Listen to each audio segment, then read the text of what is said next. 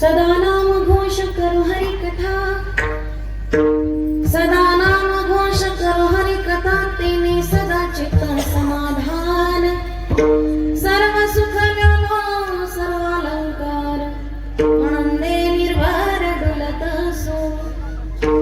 असो ऐसा कोठे आठवची नाही, असो ऐसा कोठे आठवची नाही, देईच विदेही भूदशा, सर्व सुख व्यामो सर्व अलंकार, आनंदे निर्भर डुलत असो. तुका म्हणे आम्ही झालो अग्निरूप, तुका म्हणे आम्ही झालो अग्निरूप, लागोणे दीपाप पुण्यांगा, सर्व सुख ल्यालो सर्व अलंकार, आनंदे निर्भर डुलत असो. विठ्ठल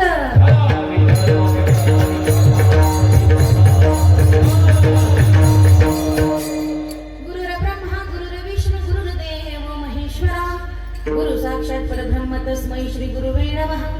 तुझे अमृताचे पाय, तुझे अमृताचे पाय वाटे मस्तकी धरावे, इंचगिरी पंते दादा आप्पा भाऊ तुम्हा नित्य स्मरावे.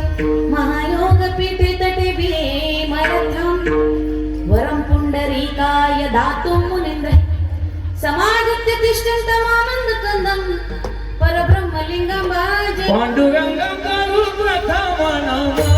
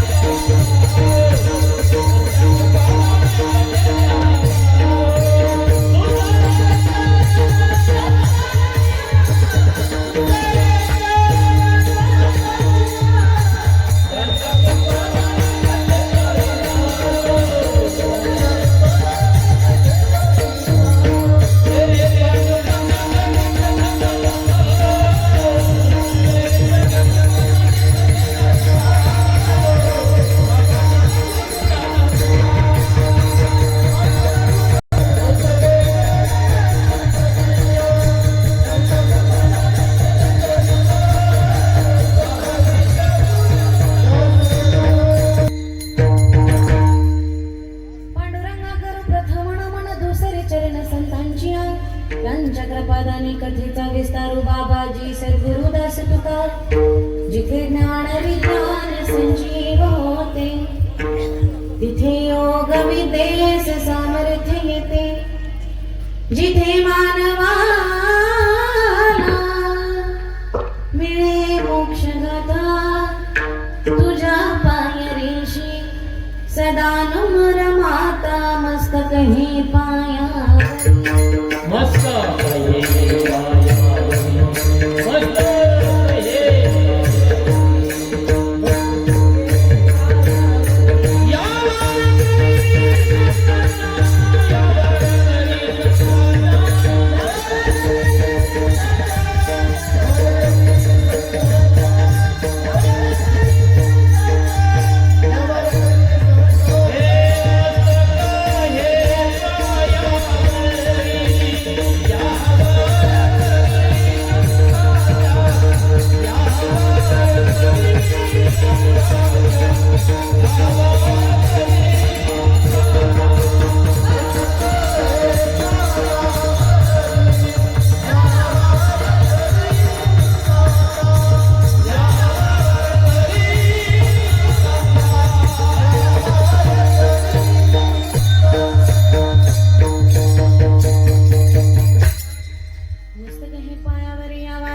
संतांच्या.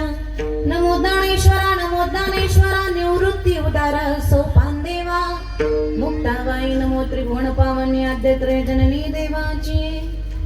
विजमना प्रियतम बाल मुकुंदम, राधा रमण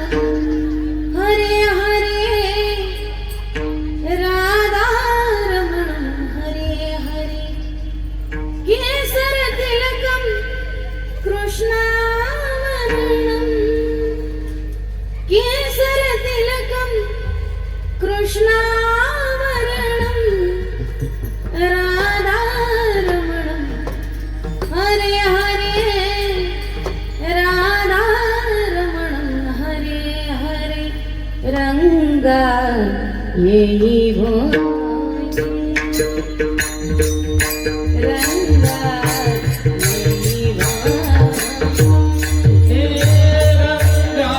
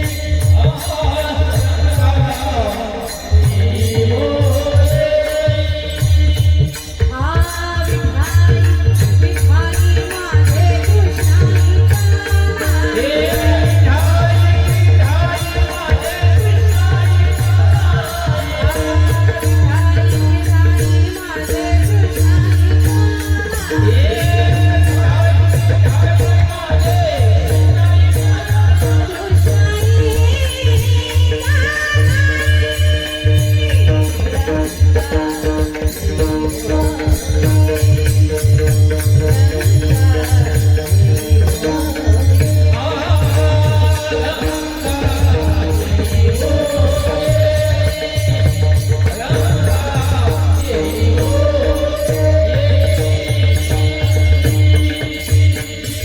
रंगा येई विठाई पिठाई कृष्णाई कानाई रंगा येई वो येई रंगा येई वो येई ज्ञानिशं ज्ञानमूर्तिं च साक्षात् प्रेम स्वरूपिणीं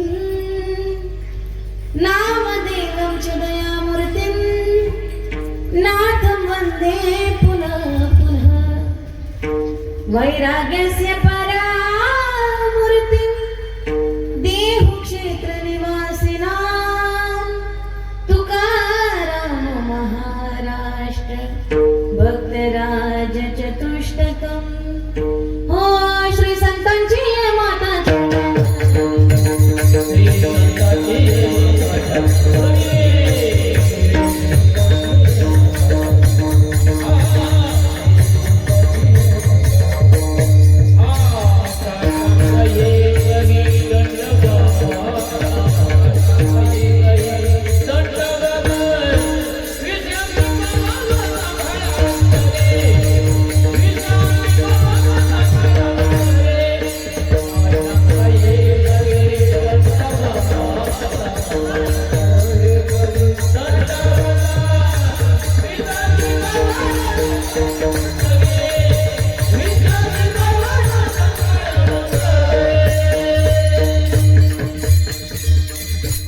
श्री संतांची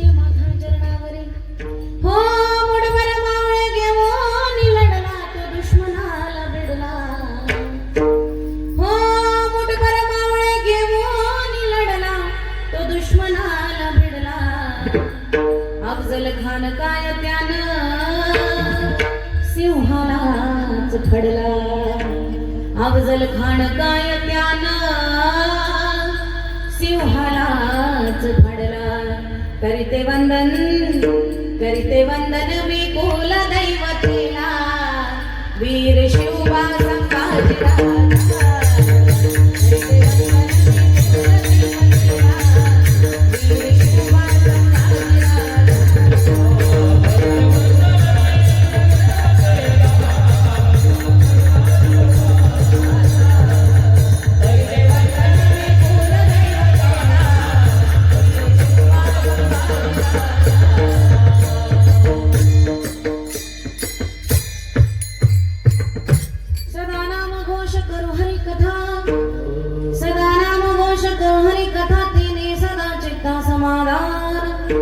सर्व सुखाल्यालो सर्व अलंकार आनंदे निर्वार डुलत असो. आज या ठिकाणी प्राप्तस्थळी प्राप्त प्रसंगी कीर्तन रूपी सेवेकरता घेतलेला अभंग देवचे सुप्रसिद्ध साधू संत तुकोबाराय यांचा अवघ्या चरणाचा तुकोबाराय यांच्या गाथेतील नामपर प्रकरणातील अभंग आज सेवेकरता घेतलेला आहे. विठ्ठल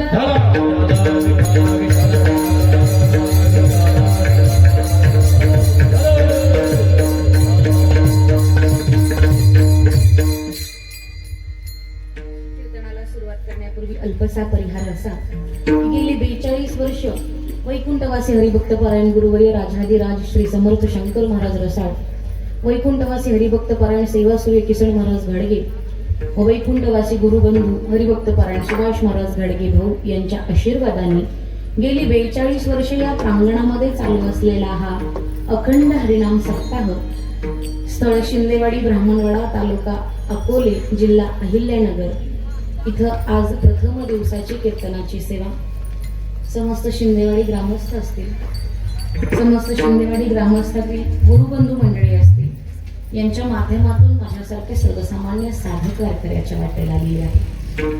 अभंगाच्या माध्यमातून तुकोबाराय म्हणतात, सदा नाम घोष करो हरि कथा, सदा नाम घोष करो हरि कथा, तेने सदा चित्ता समाधान. महाराज चित्ताचं समाधान कशामध्ये सांगतायत? भगवंताच्या नामामध्ये चित्ताचं समाधान आहे. आपलं उलट आहे महाराज, आपल्या चित्ताचं समाधान विविध गोष्टींमध्ये. पण इथं तुकोबारायांच्या चित्ताचं समाधान सदा नाम घोष, भगवंता तुझ्या सतत नामाच्या घोषानं तुझ्या नामस्मरणानं माझ्या चित्ताला समाधान आहे. का चित्ताला समाधान असण्याचं कारण काय? कारण की माई ज्यावेळेस भगवंता तुझं नामचिंतन करतो किंवा मी तुझ्या नामावरती अरूढ असतो, तुकोबाराय शक्यतो असं म्हणत असते. कारण की मला असं वाटतं तुकोबारायांचा गाथा, तुकोबारायांचा अभंग विशाल आहे महाराज. आपल्यासारखे सर्वसामान्य माणसं त्यांच्या अभंगाचा किंवा त्यांच्या गाथेचा अर्थ लावू शकतात, पण ठामपणे नाही म्हणू शकत का तुकोबारायांना असं म्हणायचं असेल. ते म्हणतात, तुझं नामचिंतन केल्यानंतर भगवंता काय होतं? सर्व सुखल्यानो सर्वालंकार, आनंदे निर्भर डुल्लत असो. तुकोबारायांचा अलंकार म्हणजे भगवंताचं नाम आहे. अलंकार विविध प्रकारचे आहेत, पण तुकोबारायांचं नाम हा अलंकार आहे. तुकोबाराय म्हणतात की ज्यावेळेस आम्ही तुझ्या नावावरती अरूढ होतो, असो ऐसा कोठे आठवचे नाही, असो ऐसा कोठे आठवचे नाही, देईच विदेही भूपदशा. तुझ्या नामचिंतनामध्ये ज्यावेळेस आम्ही स्वतःला गुंतवून घेतो ना देवा, त्यावेळेस आम्ही आमचे राहत नाही. मग आता मला असं वाटतं की तुझ्या नामचिंतनामध्ये आम्ही आरूढ झालोय, तुझ्या नामचिंतनाचा अलंकार आम्ही गळ्यामध्ये घालून फिरतोय. तू खूप बऱ्याचशा शेवटच्या चरणामध्ये म्हणतात, तू का म्हणे आम्ही झालो अग्निरूप, लागोणे दीपाप पुण्यांगा. अग्निरूप होणं म्हणजे काय? माझ्या माहितीप्रमाणे एखादा सोन्याचा अलंकार असेल आणि सोन्याचा अलंकार जर आपल्याकडून तुटला आणि तुटलेला अलंकार आपण सोनाराकडे घेऊन गेलो, तर सोनार म्हणतो की जोपर्यंत याला आम्ही पूर्णपणे वितळवत नाही तोपर्यंत याचा भाव आम्ही तुम्हाला सांगू शकत नाही किंवा याची शुद्धता सांगू शकत नाही.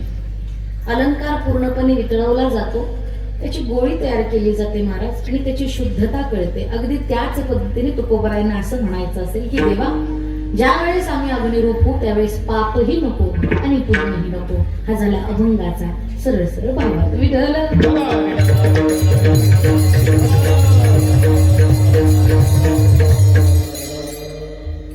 कीर्तनाला बसण्यापूर्वी माझी सगळ्यांना नम्रतेची विनंती आहे, तुम्ही हाताने टाळी आणि मुखाने भगवंताचं नामचिंतन करायचे. कारण की आजचा दिवस हा प्रथम दिवस आहे आणि प्रथम दिवशी कीर्तनकार बांधलेला आहे का भगवंताच्या नामाचं महत्व कीर्तनकारांनी सगळ्यांना सांगायचे. भगवंताच्या नामाचं महत्व सांगत असताना हाताने टाळी मुखाने नामचिंतन करण्याचं कारण असं की हा हात आहे महाराज, आणि हा हात सांसारिक जीवन करत असताना या हातून काहीतरी चुकीचं घडत असतं महाराज. जाणून बुजून कोणी करत नाही, पण कळत न कळत का होईना पण या हाताने चुकीचं घडत असतं. मग चुकीचं घडलेल्या पापाचं शालन करण्याची ताकद ही भगवंताच्या नामचिंतनामध्ये या सभा मंडपामध्ये असते. त्यामुळे हाताने टाळी आणि मुखाने भगवंताचं नामचिंतन करायचे. भगवंताचं नामचिंतन करत असताना मुखाच्या समोर हा टाळी वाजवायची का? या हातून केलेल्या चुकीच्या कामाचं शालन ज्यावेळेस भगवंताच्या नामाचा उच्चार आपल्या हातावरती आदळेल त्यावेळेस या हाताने केलेल्या चुकीच्या कामाचं शालन करण्याची ताकद भगवंताच्या नामचिंतनामध्ये आहे. म्हणून सगळ्यांनी हाताने टाळी आणि मुखाने भगवंताचं नामचिंतन करायचं. विठ्ठल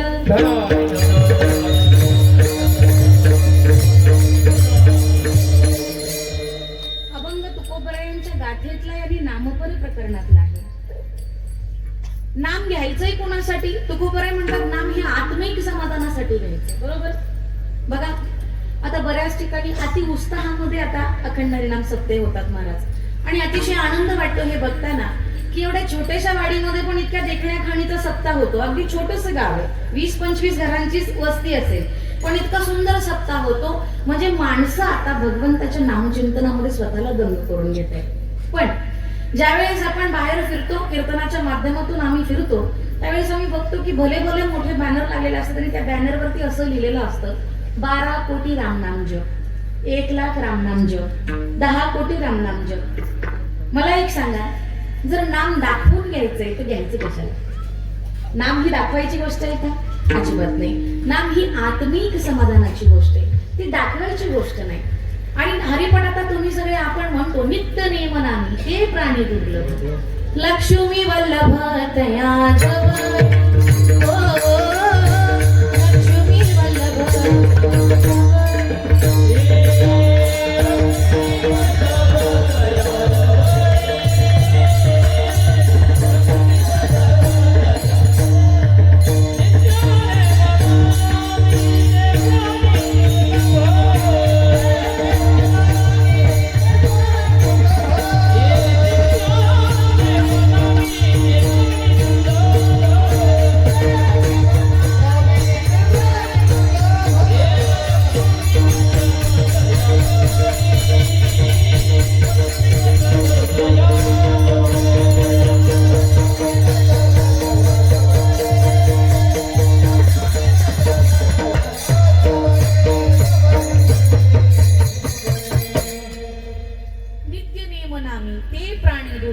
आणि लक्ष्मी वल्लभ तया जवळी. आपला नेम हा जगाला दाखवण्यासाठी नाही, आपला नेम हा आत्मिक समाधानासाठी हवा. मग नामचिंतन हे आत्मिक समाधान आहे महाराज, ते कोणाला दाखवायचं? एक साधू महाराज होते आणि साधू महाराजांना नियमितपणे दूध देण्यासाठी एक म्हातारी जात होती. महाराज वृद्ध असणारी म्हातारी साधू महाराजांना हाक मारायची आणि ती दूध द्यायची. दूध देत असताना महाराजांना नियमितपणे अर्धा लिटर दूध द्यायची, मापायची आणि त्यांच्या पात्रामध्ये ती ओतायची. दूध ओतत असताना असं 1-1.5 महिना ते साधू महाराज त्या आजीकडून दूध घेत होते. दूध घेत असताना एक लहान लेकरू पळत पळत पळत आलं आणि लहान लेकरू म्हणलं, मावशी मला दूध द्या, मावशी मला दूध द्या. म्हणल्यानंतर तिला अतिशय जास्त आनंद झाला महाराज. ती म्हणली, तू काही पात्र आणलंयस का? मी काही पात्र नाही. असू दे, हे माझं पात्र घेऊन जा आणि तू दूध पी. साधू महाराजांना वाईट वाटलं. साधू महाराज म्हणले, मावशी गेली 1.5 महिना मी तुमच्याकडून दूध घेतोय, तुम्ही मला अर्धा लिटरच्या वर एक ठिपका सुद्धा दूध दिलं नाही. हे पोरग पळत पळत आलं, त्याने तुम्हाला दूध मागितलं आणि तुम्ही त्याला दूध दिलं. म्हातारी म्हणली, ते पळत पळत आल्याने मला मावशी म्हणलं, माझ्या अंतकरणाला ते स्पर्श झालं, अंतकरणाला स्पर्श झालं म्हणून मी त्याला गडव्यामध्ये दूध दिलं. पण तुम्ही मला नेहमी मी दूध घ्यायला आल्यानंतर आजी म्हणता, दूध द्या म्हणता. महाराज बरं ठीक आहे, मी तुम्हाला दूध दिलं नाही, आतापर्यंत वाढवून दूध दिलं नाही, त्या मुलाला दिलं का? तर त्या मुलाने मला मावशी म्हटला, माझ्या अंतकरणाला गेलं. साधू महाराज म्हणले, मावशी आजी तुम्ही हे फार चुकीचं केलं, तुम्ही आतापर्यंत मला एक ढिपूसभर पण दूध जास्त दिलं नाही. त्यावेळेस आजीनं जे उत्तर दिलं ते उत्तर मार्मिक आहे महाराज. आजी म्हणते, महाराज मी रोज दूध घेऊन येते, तुम्ही नामस्मरण करता, अहो तुम्ही नामस्मरण सुद्धा मोजून करताय काय?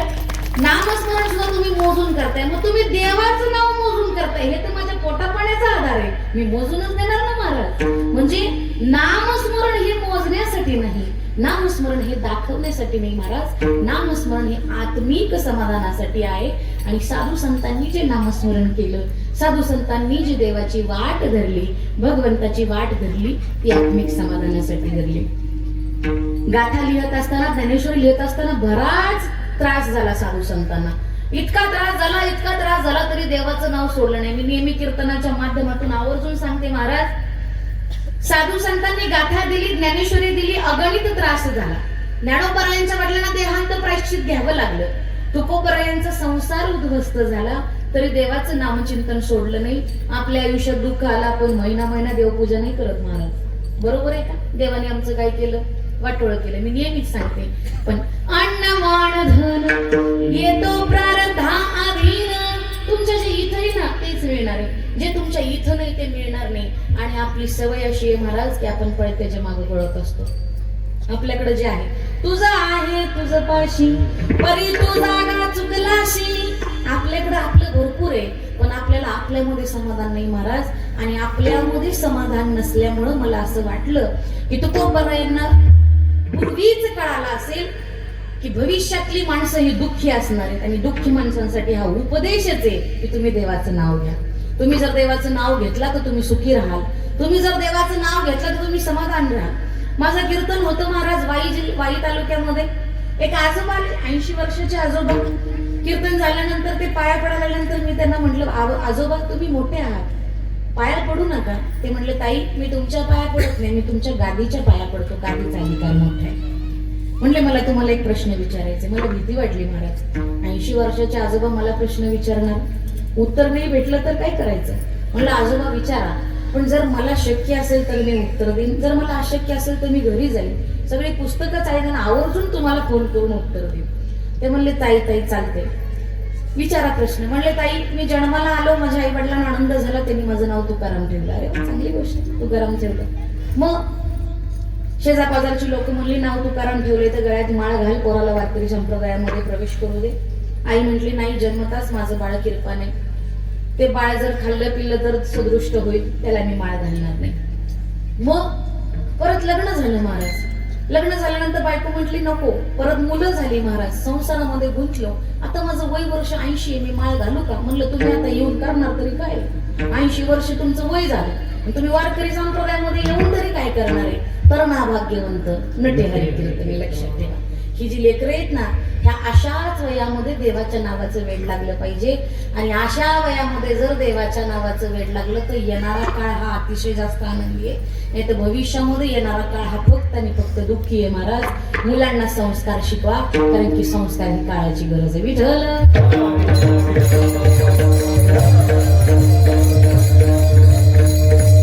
साधू संतांनी सांगितलं, हे जीवन आहे ना बघा, कलियुगामध्ये 100 वर्ष आयुष्य आहे. साधू संत म्हणतात, नरदेह दुर्लभ जाण. काय हा नरदेह? हा नरदेह दुर्लभ आहे. बरं, त्याच्यामध्ये तुम्हाला आयुष्य किती आहे हो? अल्प आयुष्य मानव देह.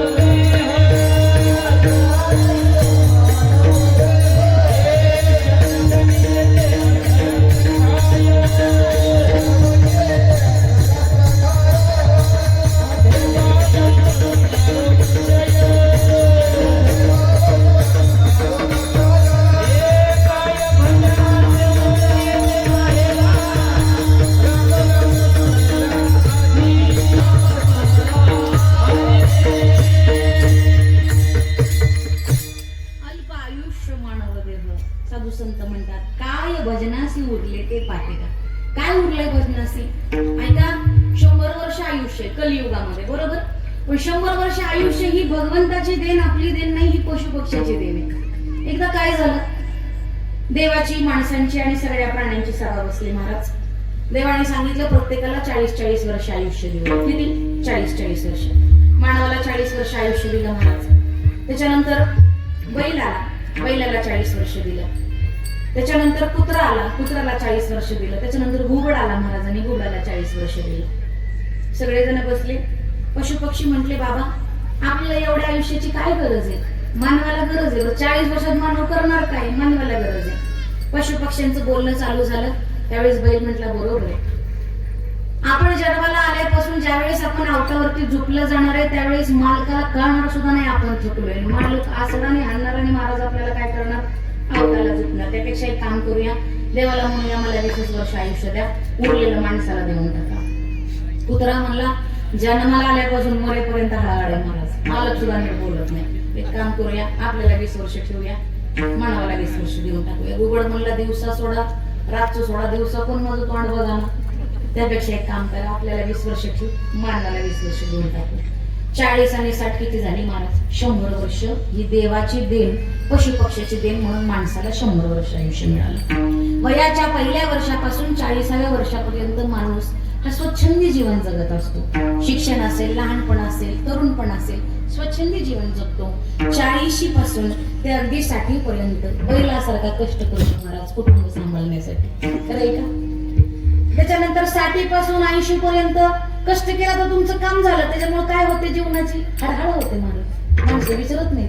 80 पासून 100व्या वर्षापर्यंत चेहरा निस्तेज होतो, चेहऱ्यावरती सुरकुत्या येतात, काहीच काम होत नाही. पोरं म्हणतात बाबा आता हितनं उठा आणि आतल्या खोलीत बसा, तुम्हाला काही कळत नाही. बरोबर आहे का? पशुपक्ष्यांची ही देण महाराज, आणि पशुपक्ष्यांच्या देण्यामुळं 100 वर्ष आयुष्याची आपली अशीच गत होते. चालू लग्नातून रामदास स्वामी निघून गेले. बरोबर, बोल्यावरती उभे राहिले, मध्ये अंतरपाठ धरला आणि ब्राह्मण काका म्हटले सावधान. सावधान म्हणल्यानंतर रामदास स्वामींना असं वाटलं की बाबा ज्या अर्थी ब्राह्मण काका सावधान म्हणतात त्या अर्थी पुढे काय धोका आहे. म्हणून घोड्याला टाच मारली आणि चालू लग्नात रामदास स्वामी वनामध्ये निघून गेले. आणि वनामध्ये निघून गेल्यानंतर त्यांनी विचार केला की बाबा ब्राह्मण काका सावधान का म्हटले असतील. जन्माला आल्यापासून मरेपर्यंत घर घर संसार संसार देवाचं नाव कधी घेतले. म्हणून अतिशय गोड अभंगाची रचना केली महाराज रामदास स्वामींनी. वयाच्या 10व्या वर्षापासून 100व्या वर्षापर्यंत तुम्ही आम्ही त्या टप्प्यामध्ये आहोत, किंवा तुम्ही आम्ही त्या टप्प्यामधून आलो आहोत, किंवा तुम्ही आम्ही त्या टप्प्यामध्ये जाणार आहे, असा हा गोड अभंग. प्रत्येक जण त्या टप्प्यामध्ये गेला आहात, सगळ्यांनी त्या टप्प्यामध्ये विचार करा. रामदास स्वामी अतिशय गोड पद्धतीनं म्हणतात, सावधान 10 वर्ष बालपण 20 वर्ष तारुण्य, 10 वर्ष बालपण 20 वर्ष तारुण्य, मग अंगी भरला मदन, मग तो कैसा सावधान, सावध सावधान वाचे वदनारायण, सावध सावधान वाचे वदनारायण. 30 वर्ष होती दारापुत्रे मागे हिंडती. 30 वर्ष झाली महाराज, संसार मागे लागला. बरोबर आहे का? 30 वर्ष होती दारापुत्रे मागे हिंडती, प्रपंच लागे पाठी, मग तो कैसा परमार्थी, सावध सावधान वाचे वदनारायण, सावध सावधान वाचे वदनारायण. 40 वर्ष झाली डोळा 40 आली, 40 वर्ष झाली डोळा 40 आली, डोळ्यास मुरळ पडली कैशी दूर आणि जवळी, सावध सावधान वाचे वदनारायण, सावध सावधान वाचे वदनारायण. 50 वर्ष होती, 40 वर्ष संपली महाराज, नाही घेतलं देवाचं नाव. 50 वर्ष होती. आता इथून पुढचा काळ फार महत्वाचा आहे. 50 वर्ष होती, हलती दातांच्या पंक्ती, श्याम केस शुभ्र होती, त्यासी म्हातारा म्हणती, सावध सावधान वाचे वदनारायण, सावध सावधान वाचे वदनारायण. 60ची बुद्धी नाटी, 60 वर्ष झाल्यानंतर लक्षात राहत नाही महाराज. 60ची बुद्धी नाटी, मग हात आली काठी, वसवास लागे पाठी, त्यासी हसती कारटी, सावध सावधान वाचे वदनारायण, सावध सावधान वाचे वदनारायण. 70ची झाली रचना, बसल्याने उठवेना, उठव्याने चालवेना, मग तो झाला दैन्यवान, सावध सावधान वाचे वदनारायण,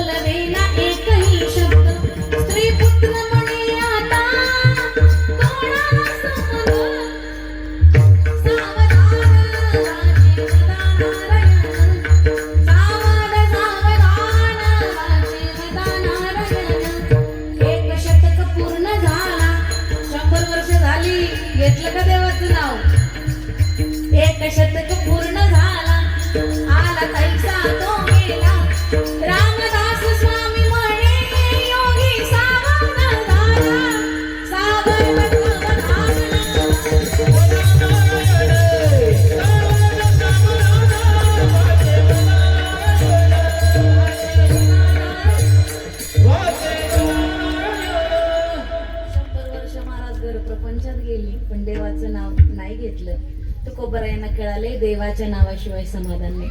साधू संतांनी देवाच्या नावाशिवाय कशाचाच विचार केला नाही महाराज, कशाचाच नाही. किती साधू संत श्रेष्ठ, इतके श्रेष्ठ साधू संत की मीराबाईंना देवाच्या नावाशिवाय कशाचंच वेळ नव्हतं महाराज, कशाचंच वेळ नव्हतं. इतक्या देवाच्या नामामध्ये मग्न झाल्या की एक ताऱ्याने चिपळ्या घेऊन ज्यावेळेस भगवान परमात्म्याच्या मूर्ती समोर बसायच्या, आले किती गेले किती काही सुद्धा कळत नव्हतं. मीराबाईच्या वाड्यामधला कचरा गोळा करणारी एक स्त्री आपल्या सोबत तिच्या मुलाला घेऊन आली महाराज. त्या मुलाने मीराबाईला बघितलं आणि मीराबाईचं सौंदर्य बघून त्या मीराबाईच्या सौंदर्याला तो मुलगा भावला. घरी गेला आणि आईला सांगितलं लग्न केलं तर मीरेशीच नाही तर लग्न नाही करणार. आई म्हटली बाळा, लहान तोंडी मोठा घास घेतलायस, मेवाडाच्या राजाची ती कन्या माझ्याजवळ बोललास, कुणाजवळ बोलू नको. आई, जर मी त्या मुलीशी लग्न केलं नाही तर मी कुणाशीच लग्न करणार नाही. एवढंच नाही, जर माझं लग्न मीराबाईशी झालं नाही तर मी माझ्या स्वतःला संपवून टाकेल. मुलगा कितीही आगाव असला तरी आईला आगाव वाटतो का? नाही वाटत ना. 2-3 दिवस रोज नियमितपणे जायच्या, शांतपणे काम करायच्या, माघारी यायच्या. मीराबाईला राहवलं नाही. मीराबाईने विचारलं, आई इतक्या दिवस तुम्ही माझ्या वाड्यामध्ये काम करताय पण कधीच मला तुम्ही शांत जाणवलं नाही. तुमच्या घरात काही अडचण आहे का? मला सांगा, अडचण असेल तर मला सांगा. ती म्हणली काही अडचण नाही. 15 दिवस झाले, महिना होत आला तरी सांगायला तर नाही. मीराबाईने हात धरला आणि हात धरून मीराबाई म्हणते काय कारण आहे ते सांगा. त्या म्हणतात लहान तोंडी मोठा घास, आम्ही तुमच्या वाड्यामध्ये गेली कित्येक वर्ष कचरा उचलायचं काम करतो. एकदा मला फक्त आजारी असल्यामुळे मी माझ्या मुलाला आणलं. ताई, माझा मुलगा म्हणतो लग्न केलं तर फक्त मीराबाईशी करेन, नाही तर लग्न नाही करणार. मीराबाई म्हटली असंच ना, त्याला म्हणा मी लग्न करायला तयार आहे, मला भेटायला ये. मीराबाई अशा बोलल्या, खुश झाली म्हातारी आणि घरी गेली. म्हणजे मीराबाई लग्न करायला तयार आहे पण त्यांची एक अट आहे, तुला त्यांना भेटावं लागेल. हो, मी भेटायला तयार आहे. मीराबाई जवळ गेला आणि मीराबाई म्हटली मी लग्न करायला तयार आहे पण माझ्यासारखं पायात चाळ बांधायची, गळ्यात एक तरी घ्यायची, हातात चिपळ्या घ्यायच्या आणि 1 महिना माझ्यासोबत फक्त भजन करायचं. 1 महिन्याच्या दुसऱ्या दिवशी मी तुझ्याशी लग्न करायला तयार आहे. मीराबाईंनी चाळ बांधले, त्यांनीही चाळ बांधले महाराज. मीराबाईंनी एक तारी घेतली, त्यांनीही एक तारी घेतली महाराज. मीराबाईंनी चिपळ्या घेतल्या, त्यांनीही चिपळ्या घेतल्या. 1, 2, 3, 4 सलग महिनाभर भगवंताच्या नामाचं भजन केलं. दुसऱ्या दिवशी चाळ काढली आणि मीराबाई म्हटले चला आता लग्न करायला जाऊया. डसाडासा रडला मीराबाईच्या चरणावर नतमस्तक होऊन. म्हणला माझ्याकडून फार मोठी चूक झाली. जे सुख संसारात नाही, जे सुख तुमच्या देखूनपणात नाही, ते सुख फक्त भगवंताच्या नामचिंतन. अहो मीराबाईंनी स्वतःचा तोल विसरणाऱ्या पुरुषाला भगवंताच्या नामचिंतनाचं वेड लावलं. तुकोबरायांना कळलं असेल भगवंताच्या नामातच सुख आहे. अभंगाच्या प्रथम चरणात सदा नाम घोष कर हरि कथा.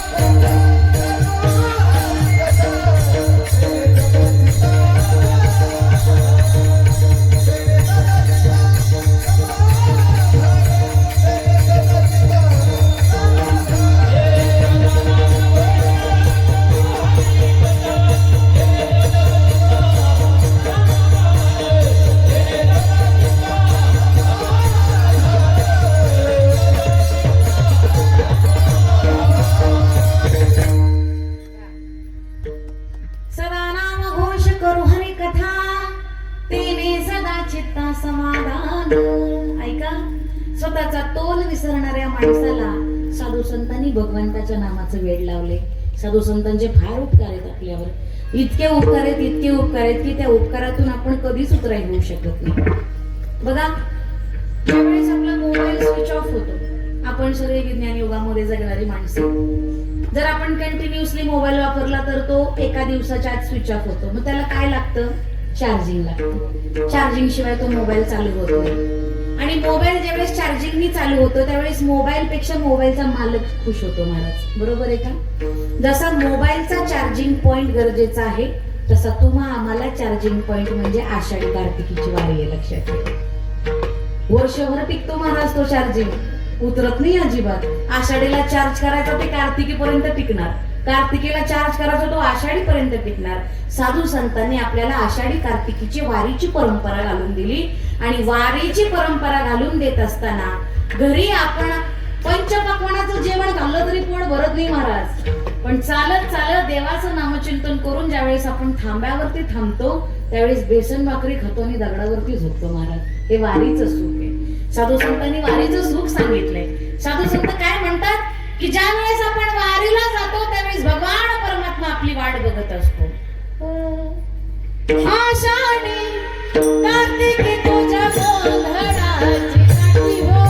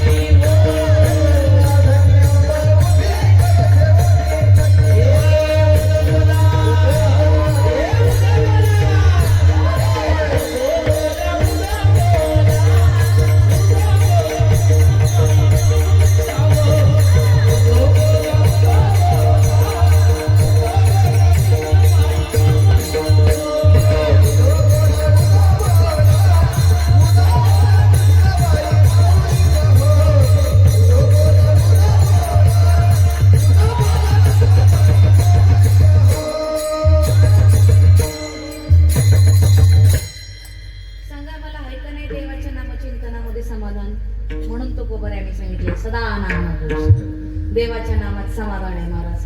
देवाच्या नावाव्यतिरिक्त समाधान नाही. ऐका, कीर्तन नावाची व्यवस्था ही कानाला आवडण्यासाठी नाहीये. कीर्तन नावाची व्यवस्था ही मनाला आवडण्यासाठी. मनाला कीर्तन आवडलं पाहिजे. कानाला आवडतं ते कीर्तन नसतंय, मनाला आवडतं ते कीर्तन असतं. आणि मनाला आवडणारं कीर्तन हे फक्त आणि फक्त भगवंताच्या नामचिंतनाचं असतं.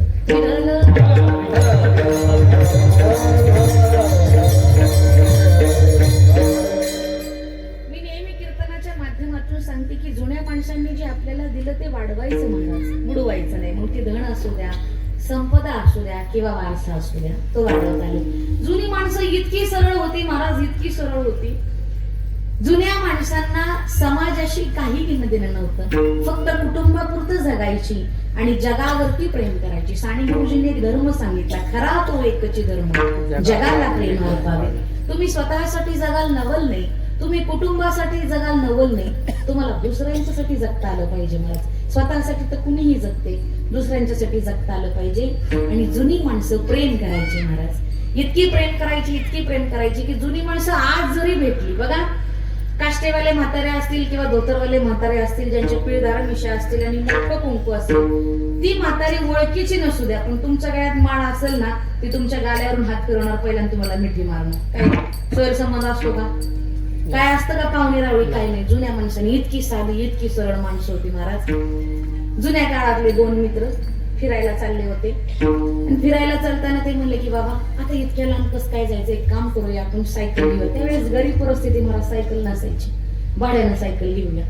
मग आता इथल्या जवळचं गाव आपण ब्राह्मणवाडा धरूया. शिंदेवाडीतले दोघं जण मित्र ब्राह्मणवाड्यामध्ये गेले महाराज आणि भाड्यानं सायकल घेतली. 2-4 रुपये काही भाडं असेल ते भाडं दिलं आणि भाड्यानं सायकल घेतली. आणि शिंदेवाडीवरून त्यांना असं वाटलं की आपण फिरण्यासाठी ओतरला किंवा ओझरला जाऊयात. सायकल चालवली आणि चालवताना सायकलची चेन पडली महाराज. चेन पडल्यामुळे ते उतरले आणि एकमेकांसोबत चर्चा. साधी माणसं जुनी किती होती हे मला सांगायचे. चर्चा करायला लागली. आता ही जर सायकलचा घोटाळा निघाला तर आपल्याकडे पैसे नाही ती घोटाळा भरून द्यायला. आणि ते चालत चालत एकमेकांशी बोलतायत. तिथे एक सुज्ञ माणूस निघाला. म्हणजे अरे मूर्खांनो, कुठल्या गावातले तुम्ही? आम्ही अमुक अमुक गावातले. कुठे निघाला? आम्ही ओझरला निघालो. अरे तुम्हाला कळत नाही का सायकलची चैन पडली, ती चैन बसवावी आणि मग सायकल चालवावी. इतकी साधी महाराज का ते एकमेकांकडे बघायला लागली. म्हणजे चैन कुठं पडली असेल? कुठं पडली असेल चैन? चैन कुठं पडली असेल? इतकी साधी माणसं होती. त्या साध्या माणसाने आपल्याला परमार्थ दिलाय महाराज. तो परमार्थ आपण टिकवायचाय. त्या साध्या माणसाने परमार्थ देत असताना भगवंताच्या नामचिंतनाची किंमत सांगितली. भगवंताच्या नामचिंतनाची किंमत करत असताना तुम्ही देवावरती प्रेम करा. जुनी माणसं कुठे गेली हो शिकायला? कुठंच नाहीत गेली शिकायला. पण जुन्या माणसाने जो परमार्थ दिला तो परमार्थ तुमच्या आमची सारखी मंडळी आता पुढे वाढवतायत. वारकरी संप्रदायाचे साधू संतांचे एवढे मोठे उपकार आहेत की आमच्यासारख्या कितीतरी दगडांना हिरे बनवायचं काम वारकरी संप्रदायाने केले. आमच्यासारख्या दगडांना हिरे बनवायचं काम साधू संतांनी केले. उपकार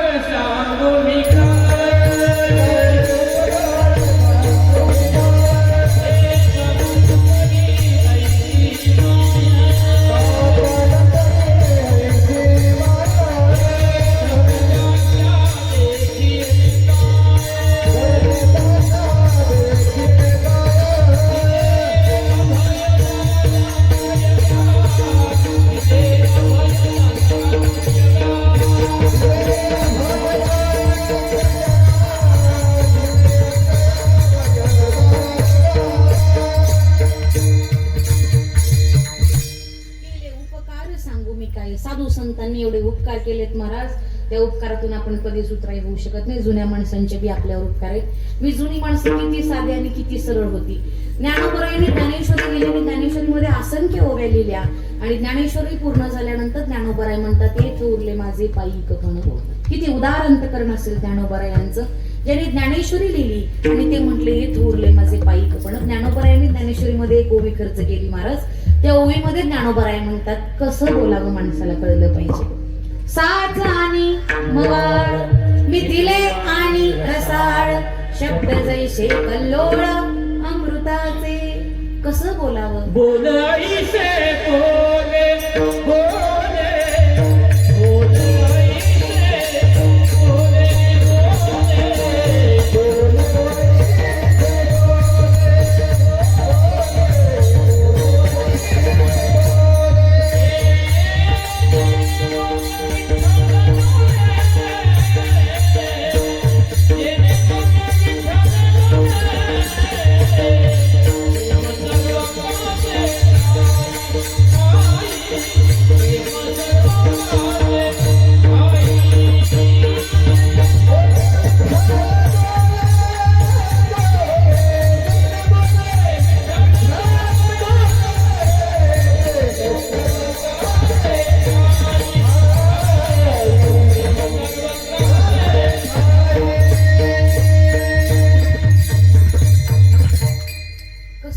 ते कळलं पाहिजे. ज्ञानोबराय म्हणतात साच आणि मवाळ मी दिले आणि रसाळ शब्द जैसे कल्लोळ अमृताचे. ज्ञानोबराय म्हणतात साच आणि मवाळ गोड बोलता आलं पाहिजे. गोड बोलणं वेगळं, गोड बोली माणसं वेगळी महाराज. गोड बोली माणसं ओळखता आली पाहिजेत बरं का. चाणक्याने एक नीती सांगितली, जी माणसं तुमच्याशी गोड बोलतात ते तुमच्यासाठी फार घातकी असतात. ते तुम्हाला कळलं पाहिजे. माणसाला असं वाटतं हा माणूस माझी स्तुती करतो, ह्या माणसाने गोड बोललं म्हणजे काय विषयच नाही. पण तो स्तुती करणारा मनुष्य किंवा तो गोड बोलणारा मनुष्य कधीही तुमच्या पायामध्ये काटा म्हणून शिरेल महाराज, कळत नाही. ज्ञानोबरायांनी वेगळं गोड बोलणारा माणूस सांगितलं की कसं गोड बोलावं. म्हणून यामध्ये स्थान करता आलं पाहिजे, असं गोड बोलावं. तुमच्या वाणीचा प्रभाव असा पडला पाहिजे की समोरच्या हृदयामध्ये तुमचं स्थान निर्माण झालं पाहिजे. मुखी अमृताची वार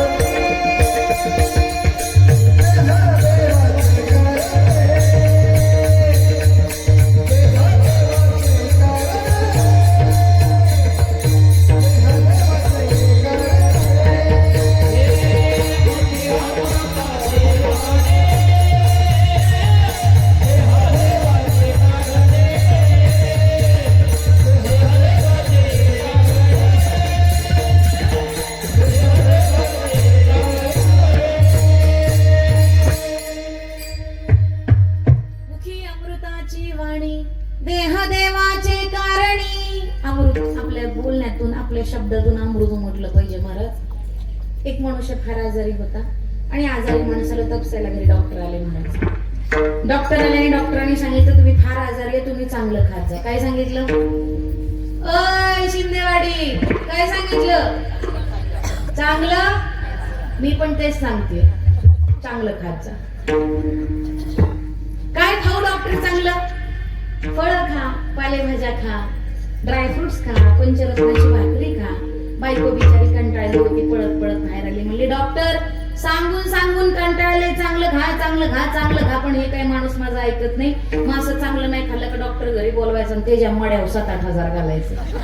साच आणि मवाळ मिथिले आणि रसाळ शब्द जैसे कल्लोळ अमृताचे.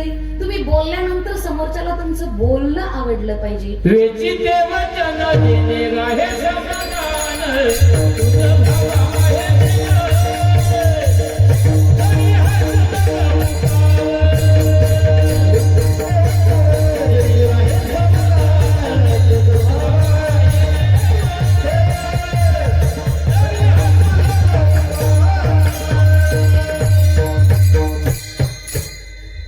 प्रमाणे ऐकायला आलं मला. वेचिते वचन जेणे राहे समाधान. हा. आपण असं बोललं पाहिजे की त्याचं समाधान वाटलं पाहिजे. महाराज समाधान वाटलं पाहिजे. साधू संतांनी देवाच्या नामाव्यतिरिक्त कशाचा सुद्धा उच्चार केला नाही. किती अधिकार संपन्न साधू संत असतील. साधू संतांच्या घरी साक्षात भगवान परमात्म्याने येऊन काम करावं इतकी अधिकार संपन्न साधू असावेत. जनाबाईच्या घरी देवाने येऊन कपडे धुवायचे, देवाने ते सुकत घालायचे महाराज. जनाबाईनी भांडी घासायची, देवाने ती धुवायची महाराज. एवढं मोठं कुटुंब नामदेवरायांचं. आणि एकदा जनाबाई दळता दळता थकल्या. जनाबाई म्हटल्या देवा आता मी थकली. देव म्हणले काळजी करू नको जणे, तू निवांत आराम कर, मी दळण दळतो. पण दळण दळत असताना प्रत्येकाला हा प्रसंग माहिती. देवाची आभूषण आडवी येत होती महाराज, म्हणून काढून ठेवली आभूषण, दळण दळायला लागली. आणि दळण दळता दळता दळता महाराज देवाला कळलंच नाही किती वाजले. पहाट झाली आणि बडव्यांचा आवाज आला. उठा पांडुरंग प्रभात समयो पातला.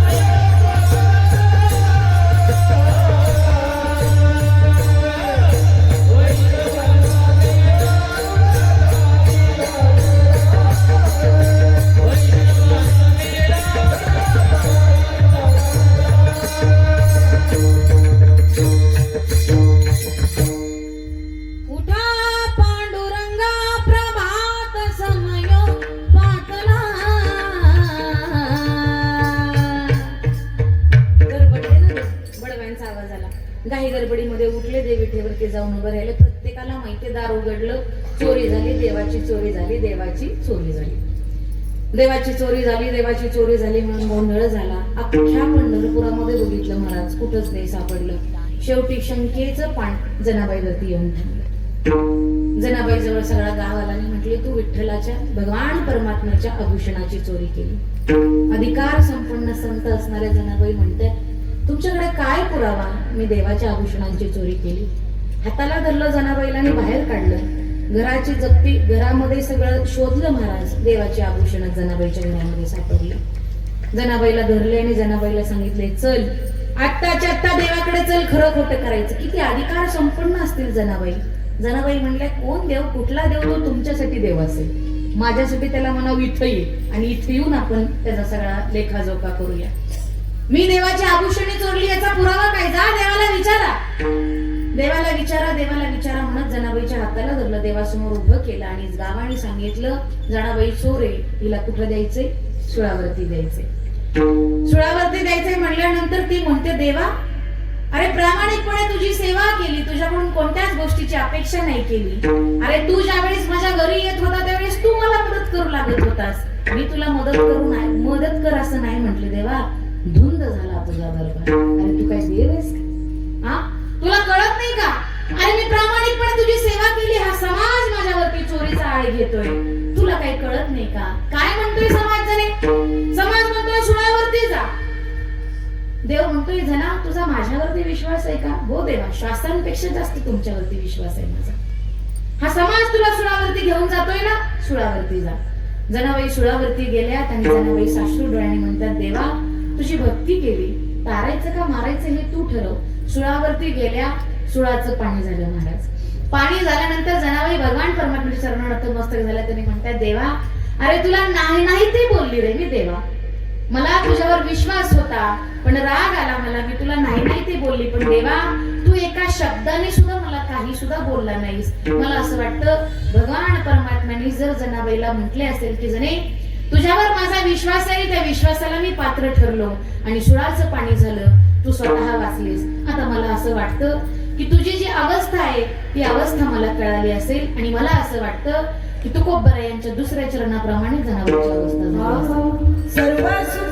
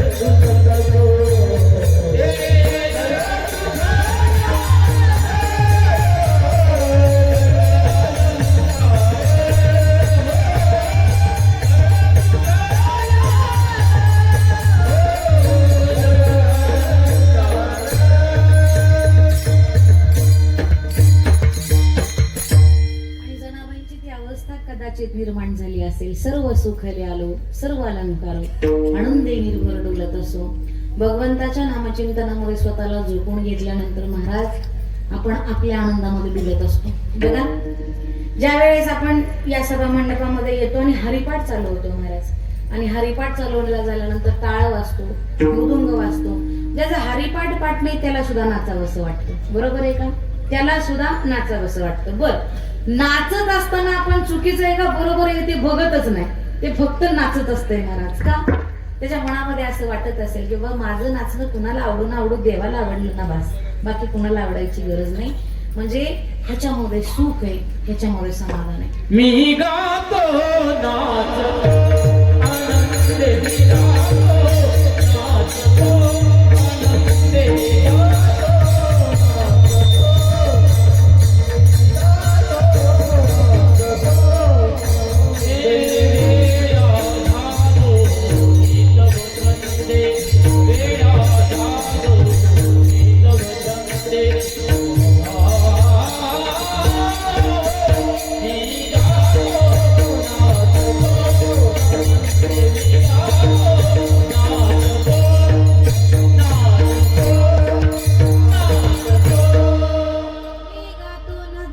आनंदे येत नसलं तरी महाराज सगळे नाचत असतात. मला येतंय का नाही याचा सुद्धा कोणी विचार करत नाही. तिकडं पकवास कसा वाजतोय, टाळ कसा वाजतोय अशी काही घेणं नाही. मला फक्त नाचायचंय, देवाच्या नामचिंतनामध्ये तल्लीन व्हायचंय. आणि देवाच्या नामचिंतनासारखं सुख जगाच्या पाठीवर कुठंच नाही. संसार दुःखाचं मूळ आहे आणि परमार्थ हा सुखाचं मूळ आहे, लक्षात ठेवा. तुकोबारायांनी एवढे अभंग लिहिले की ज्यावेळेस तुकोबाराय वैकुंठाला गेले असं वाटलं की नाही बाबा, मी अजून द्यायला काहीतरी चुकलो, अजून द्यायला काहीतरी राहिलो, म्हणून तुकोबर आहे मी 12 अभंगाची निर्मिती केली आणि 12 अभंगातला प्रथम अभंग, त्या प्रथम अभंगामध्ये तुकोबराय म्हणतात, जन्माचे ते मूळ पाहिले शोधून दुःखाचे कारण जन्म यावा. दुःखाचे कारण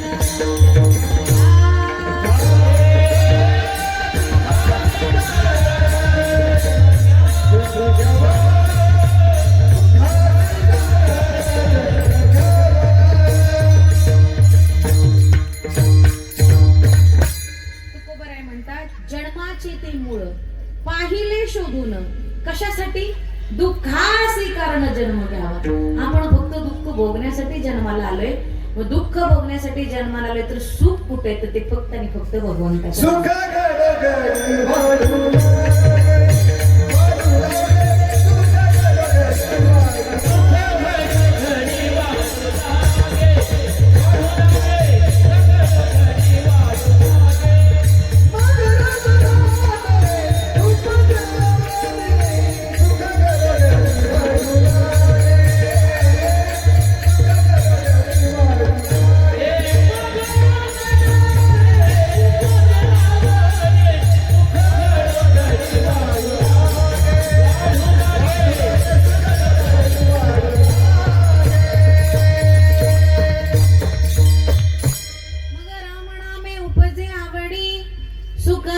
घडी वाढू लागे. देवाचं नाव घेतल्यानंतर आयुष्यामध्ये आपोआप सुख वाटतं महाराज. देवाचं नाव घेतलं पाहिजे. का? देवाच्या नावामध्ये समाधान. माणसाला असं वाटतं की मी जे करतोय ते कुणाला कळत नाही, पण ऐका, आपण जे करतोय ते आपल्या स्वतःच्या मनाला आणि देवाला माहिती असतं. एका मोठ्या महात्म्याच्या मुखातून एक वाक्य ऐकले आणि कीर्तनाच्या गादीवर उभं राहताना त्यांनी हे वाक्य सांगितलंय की आपण काय आहोत हे आपल्या हृदयाला आणि भगवंताला माहिती असतं. त्या पुढे जाऊन ते म्हणले, आपली लायकी काय हे आपल्याला आणि देवाला माहिती असतं. बाकी कोणाला सांगायची गरज नाही. आपल्याला आणि देवाला माहिती आपण किती पाण्यात आहे. माणसाला असं वाटतं मी जे करतोय ते कोणाला कळत नाही. एका गावातील सर्वसामान्य कुटुंबातील एक बालक उत्तम शिक्षण घेण्यासाठी काशीकडे गेले महाराज. काशीकडे गेले आणि काशीकडे गेल्याच्या नंतर अतिशय चांगल्या पद्धतीनं विद्वत्ता प्राप्त केली आणि गावकऱ्यांनी असं ठरवलं की महाराजांचा सत्कार करूया आणि महाराजांचा आदर कित्य करूया. काशीसारख्या ठिकाणी जाऊन वेदाचं पठण केलं, वेदाचा अभ्यास केला आणि गावाने सत्कार करण्याचं ठरवलं. गावाने सत्कार केला महाराज. गावामध्ये घरी आले. 10-12 वर्ष पत्नी पतीपासून वंचित होते. पती पत्नीपासून वंचित होती. पत्नी ताट घेऊन आली ओवाळण्यासाठी. ओवाळण्यासाठी पत्नी आली आणि पत्नीने विचारलं, महाराज तुम्ही 12 वर्ष काशीच्या ठिकाणी अध्ययन केलं. 12 वर्ष काशीच्या ठिकाणी अध्ययन केल्यामुळे मला असं वाटतं तुम्हाला एक प्रश्न विचारावा. मी 12 वर्ष अध्ययन केलं, मला हलक्यात घेऊ नको, तू बायको आहेस माझी, विचार. म्हणली, महाराज माझा एकच प्रश्न आहे की पापाचा बाप कोण आहे? काय विचारलं? पापाचा बाप कोण आहे? महाराज म्हणले 12 वर्ष अभ्यास केला. पापाचा बाप नाही महाराज कधी लक्षात आला किंवा अभ्यासातच नाही. म्हणले पापाचा बाप मला माहिती नाही. पत्नी या नात्याने मी तुम्हाला सांगते की जोपर्यंत तुम्ही पापाचा बाप सांगत नाही तोपर्यंत तुम्ही घरात यायचं नाही. गावामध्ये गेले, सगळी पुस्तकं चालले. महाराज पापाची वंशावळ हुडकून काढली. त्याला काय वंशावळ असते बापाला? हा, ते पाप आहे ना, त्याला काय वंशावळ आहे सांगा मला. शेवटी म्हणले की आता पुन्हा माघारी जायचं काशीला आणि जिथं अध्ययन केलं तिथे विचारायचं की पापाचा बाप कोण आहे. तिथं गेले, तिथं सुद्धा उत्तर मिळालं महाराज. अगदी नित्रास होऊन एका ठिकाणी बसले होते. ज्या ठिकाणी ते शिक्षण घेत होते त्या ठिकाणच्या पलीकडच्या बाजूला एक नृत्यांगणा राहत होती महाराज. ते नृत्यांगणाने 12 वर्ष त्या महाराजांचं तप बघितलं होतं. तिला राहावलं नाही. तिने एका मुलाला पाठवलं की महाराजांना जाऊन विचारा तुम्ही चिंतेत आहे, काही अडचण आहे का? तो मुलगा गेला, म्हणला महाराज तुम्ही काही चिंतेत आहे का, काही अडचण आहे का? तो म्हणला तुला काही करायचंय. म्हणलं त्या ताईंनी मला तुमच्याकडे पाठवलं. हसला तो, म्हणला ही नृत्यांगणा, मी 12 वर्ष तप केलं, ही काय माझ्या प्रश्नाचं उत्तर देणार आहे? नृत्यांगणाला राहावलं नाही. नृत्यांगणा समोर आली. म्हणजे महाराज प्रश्न तरी काय आहे मला सांगा. 12 वर्ष शिक्षणामुळं मनामध्ये किंचित अहंकार निर्माण झाला होता महाराज. विद्या विनय न शोभते. विद्येच्या पोटात विनय पाहिजे. तुम्ही किती शिकला याला महत्व नाही, तुमच्याकडे विनय किती याला फार मोठा महत्व आहे. म्हणजे तू नृत्यांगणात तू काय माझ्या प्रश्नाचं उत्तर देणार? अहो महाराज विचारा तरी. मला सांग पापाचा बाप कोण आहे? हसली ती बिचारी. ती म्हणली महाराज माझ्याकडे उत्तर आहे पापाचा बाप कोण आहे, पण त्याच्यासाठी तुम्हाला माझ्या घरी यावं लागेल. 12 वर्ष तप केलेला, तपाचा अभ्यास केलेला साधू एका नृत्यांगणीच्या घरी जाणार म्हणजे इब्रतीचा प्रश्न आहे ना महाराज, कसं जायचं, शक्य आहे का? ती म्हणली महाराज तुम्ही जर माझ्या घरी आला तर मी तुमच्या प्रश्नाचं उत्तर देईल, ते नवल नाही, पण मी तुम्हाला 10,000 रुपये देईन, कारण की तुम्ही साधू आहात आणि तुम्ही माझ्या घरी आलात तर माझं घर पवित्र होईल. साधूला असं वाटलं 10,000 पण मिळतंय, प्रश्नाचं उत्तर पण मिळतंय, जायला काय हरकत आहे. पण म्हणले महाराज तुम्ही माझ्या घरी आलात आणि तुम्ही माझ्या घरी येऊन जर मी बनवलेलं अन्न ग्रहण केलं तर मी तुम्हाला 50,000 रुपये देईल आणि प्रश्नाचं उत्तरही देईल. महाराज तिच्या घरी गेले. घरी गेल्यानंतर सुंदर असा देवारा बघितला. महाराजांचं मन प्रसन्न झालं. एक नृत्यांगणा असणारी स्त्री देवाचं भजन करते, देवाचं पूजन करते. महाराज बसले, पाद्यपूजन केलं, महाराजांचं आदित्य केलं, महाराजांना जेवण दिलं. महाराज जेवण झालं, हात धुतला, महाराज उठून वरती बसले, ताटामध्ये 50,000 आणले आणि नृत्यांगणा साधूच्या हातामध्ये देताना म्हणते की महाराज तुम्ही 12 वर्षाचं तप केलं पण तुम्हाला पापाचा बाप कळाला नाही. मी नाचून पैसे कमवले पण मला पापाचा बाप कळाला. पापाचा बाप लोभ आहे, धरा. तुम्हाला लोभ निर्माण झाला म्हणून तुम्ही नृत्यांगणीच्या घरात आलात महाराज. तुम्ही तुमच्या तपाचा विचार नाही केला महाराज, तुम्ही तुमच्या अभ्यासाचा विचार नाही केला.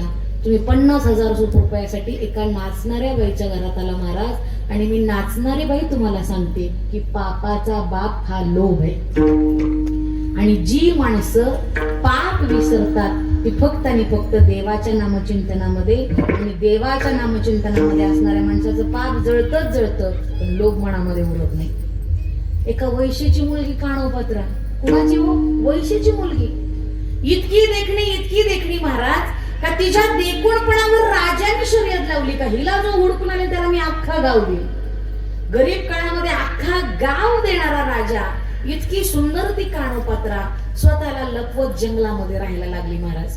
जंगलामध्ये राहत असताना सगळीकडे लोक हुडकत होती पण काणोपात्रा कोणाच्या हाती नाही लागली महाराज. सगळीकडे लोक हुडकत असताना नदीच्या किनारी पाणी पिण्यासाठी 7-8 जण दिसल्यानंतर तिने विचारलं कोण तुम्ही? त्यावेळेस तिने सांगितलं त्या माणसांनी आम्ही पंढरपूरच्या दिशेने निघालोय, देवाची दिंडी निघाली. कानोपात्राला असं वाटलं की उभं आयुष्य इथं जाळण्यापेक्षा उरलेलं आयुष्य भगवंताच्या पायावरती जाळलेलं कधीही चांगलं. बरं देवाने मला सौंदर्य दिलं पण एका वैश्याची मुलगी करून माझं नशीब हलकं केलं देवाने. काय आहे वारीमध्ये? देवाचं नाव आहे वारीमध्ये, समाधान आहे वारीमध्ये. वारकऱ्यांकडनं सगळं जाणून घेतलं महाराज. आणि काणोपात्रा वारकऱ्यांच्या घोळक्यामध्ये शिरली आणि गाव पलटून पलीकडे गेली, पंढरपुरामध्ये पोहोचली. पण तो प्रवास पार करेपर्यंत देवाविषयी इतकं प्रेम अंतकरणामध्ये निर्माण झालं की देवाच्या गाभाऱ्यामध्ये पोहोचल्यानंतर देवाला म्हणते देवा अरे देखून पण दिलंस पण नशीब नाही दिलंस. बरं असलं देखून पण काय कामाचं की एका राजाने अख्खं गाव माझ्या सौंदर्यावर लावावं आणि कोल्ह्या कुत्र्यासारखं मला लोकांनी हुडकावं. ह्या सौंदर्याचं काय देणं देवा? काही उपयोग नाही देवा. देवा मला असं वाटतं की माझं अख्खं आयुष्य जरी वाईट कामामध्ये गेलं असेल तरी उर्वरित आयुष्य मला तुझ्या संगतीमध्ये घालायचे देवा. गाभाऱ्यामधून पोहोचेपर्यंत देवाचं नामचिंतन करत होती. देवाच्या चरणावरती नतमस्तक झाली. 10 मिनिटं झाली उठेना, 20 मिनिटं झाली उठेना. बडव्यांनी हात तरी कसा लावायचा? एका स्त्रीला हात लावायचा म्हणजे आपण बडवे आहोत, आपण कसं काय हात लावणार? अर्धा तास झाला तरी काणोपात्रा उठली नाही महाराज. काणोपात्राला ज्यावेळेस बडव्यांनी उठवलं त्यावेळेस मृत्युमुखी पडली होती काणोपात्रा. मृत्युमुखी पडलेली काणोपात्रा ज्यावेळेस बघितली, काणोपात्रा ही तर एका वैश्याची मुलगी, वाईट काम करणारी मुलगी, हिला हात कस काय लावायचा? आपण भ्रष्ट झालो. पण ऐका, वैश्याची असणारी मुलगी, स्वतः वाईट काम करणारी मुलगी ज्यावेळेस भगवंताच्या नामचिंतनामध्ये दंग होते, देव तिला कुशीत घेतो महाराज. कानोपात्रा भगवान परमात्म्याच्या कुशीत आहे. एका वैश्याची मुलगी आहे तरी ती एका भगवान परमात्म्याच्या कुशीत आहे. मला असं वाटतं की कानोपात्राची जी अवस्था झाली असेल ती अभंगाच्या 3ऱ्या चरणात.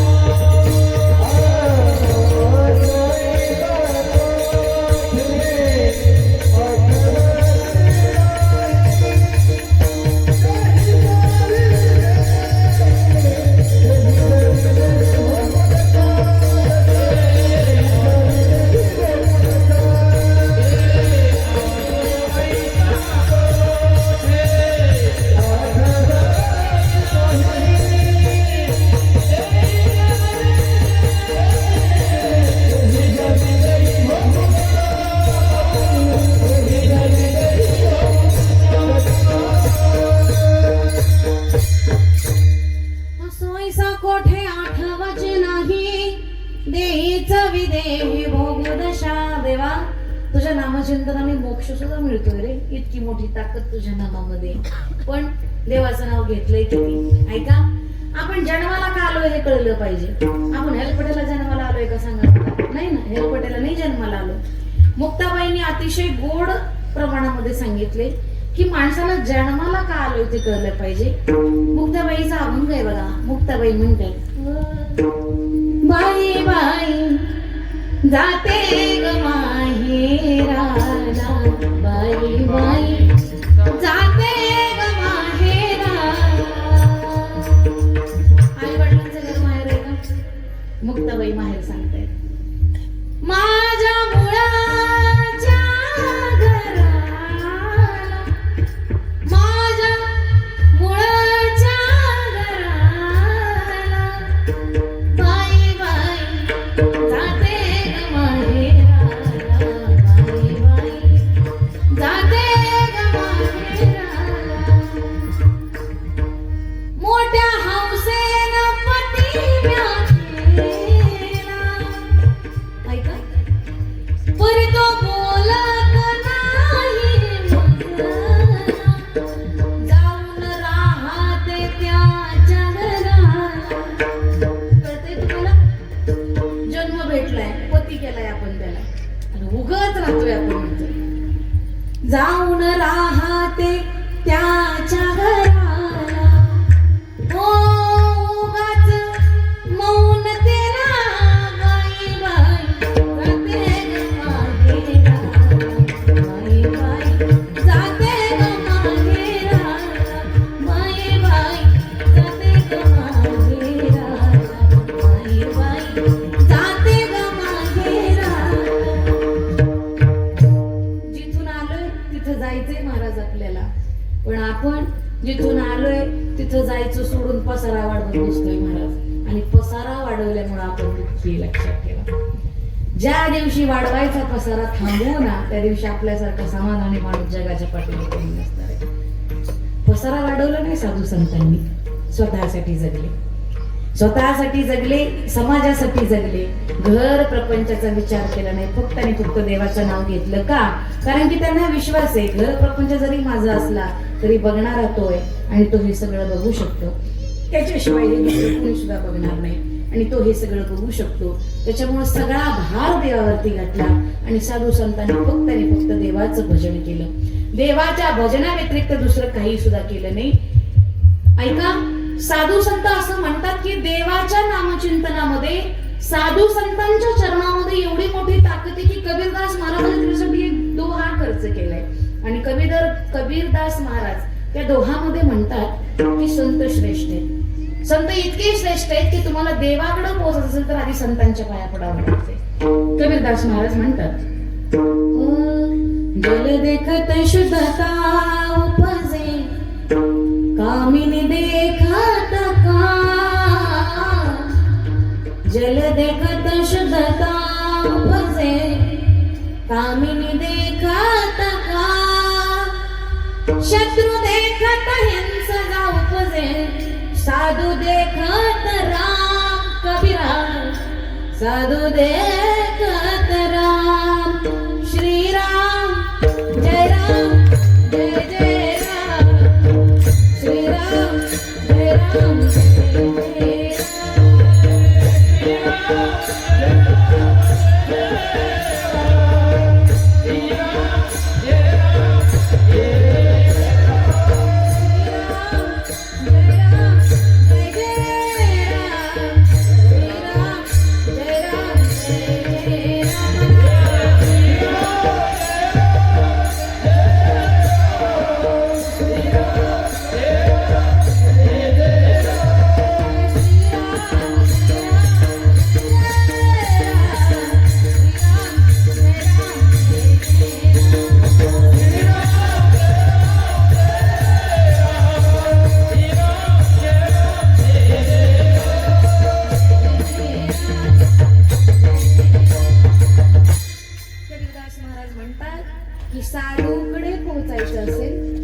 देवाकडे पोचायचं असेल तर आधी साधूच्या चरणाकडे बघा. म्हणून कबीरदास महाराज म्हणतात, साधू देखत राम. साधूला बघितल्यानंतर साक्षात भगवान परमात्म्याचं दर्शन होतं, राम प्रभूंचं दर्शन होतं. देवाच्या आयुष्यामध्ये दुःख किती होतं. अरे ज्या देवाला अवघ्या काही क्षणामध्ये गादीवरती बसायचं होतं, त्या देवाला कुठं जावं लागलं, वनवासाला जावं लागलं. वनवास कोणामुळे मिळाला, कैकेयीमुळे मिळाला. ऐका, आपण जे पेरतो तेच उगवतं बरं का. तुम्ही चांगलं पेरलं तर चांगलंच उगवणार आहे, तुम्ही वाईट पेरलं तर वाईट उगवणार आहे.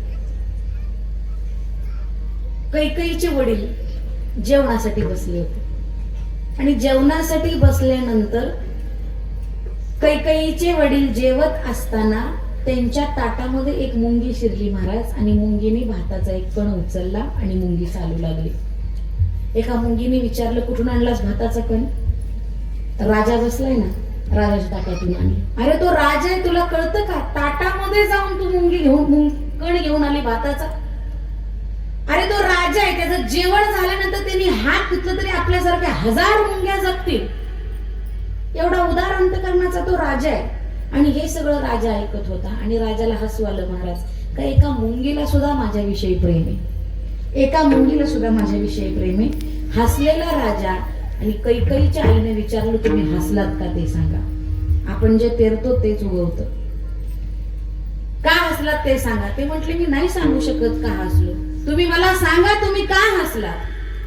पशु पक्ष्यांची भाषा कळत असणाऱ्या राजाने जर पशु पक्ष्यांची भाषा कळते असं दुसऱ्या कुणाला सांगितलं तर तो मरेल असं त्याला भगवंताचं वरदान होतं. मी सांगू शकत नाही तुला, जर मी सांगितलं तर मी मरेन. ती म्हणली 10 वेळा मारा पण सांगा. हसलात का. म्हणून कैकेयीनं वनवास दिलाय. जे पेरणार आहे ते उगवणार आहे. लक्षात ठेवा. चुकीचं पेरलं तर चुकीचंच उगवणार आहे महाराज. चांगलं पेरलं पाहिजे. संस्कार ही काळाची गरज आहे. आणि सांगितलं का ही मुंगी ह्या मुंगीशी बोलत होती आणि मुंगीनं माझ्या ताटातला भाताचा कण उचलला आणि मुंगीला माझ्याविषयी प्रेम झालं म्हणून मी हसलो म्हटला आणि तिथंच मुकुट पडला आणि राजा मेला महाराज. जी बायको हसण्यावरही नवरा मारू शकते तिच्या पोटी कशी मुलं जन्माला येतील. त्याच्यामुळं मुलं चांगली जन्माला असण्यासाठी आई वडिलांची पुण्याई लागते. पुण्याईशिवाय ही मुलं जन्माला येत नाही. एक कैकेयीच्या आईची चूक आणि कैकेयीनं रामप्रभूंना वनवास घडवला महाराज. त्याच्यामुळं चांगलं पेरा. मग चांगलं पेरायचं असेल तर ते कुठं पेरलं जातं. ज्वारी पेरली तर ज्वारीच उगवणार आहे महाराज. काँग्रेस उगवणार आहे का? नाही ना. ज्वारी पेरली तर ज्वारीच उगवणार आहे. अगदी त्या पद्धतीने संस्कार ही काळाची गरज आहे. अरे संस्कार दिले छत्रपती शिवाजी महाराजांच्या आईने. प्रत्येक स्त्रीला असं वाटतं माझा मुलगा छत्रपती शिवाजी महाराजांसारखा असावा. प्रत्येक आईला असं वाटतं माझा मुलगा हनुमंतरायांसारखा असावा. प्रत्येक आईला असं वाटतं माझा मुलगा प्रभू रामचंद्रांसारखा असावा. पण ऐका, छत्रपती शिवाजी महाराजांसारखा मुलगा जन्माला येण्यासाठी आईनं जिजाऊ झालं पाहिजे. हनुमंतरायांसारखा मुलगा जन्माला येण्यासाठी आधी आईनं अंजनी माता झालं पाहिजे. रामप्रभूंसारखा मुलगा जन्माला येण्यासाठी आधी आईनं मा कौसल्या झालं पाहिजे. लक्षात ठेवा. मुलं चांगली जन्माला. छत्रपती शिवाजी महाराजांच्या आईचे उपकार आपल्यावरती इतके. महिला मंडळ पुरुष मंडळ आपण या प्रांगणामध्ये बसलोय हे छत्रपती शिवाजी महाराजांचे उपकार आहेत.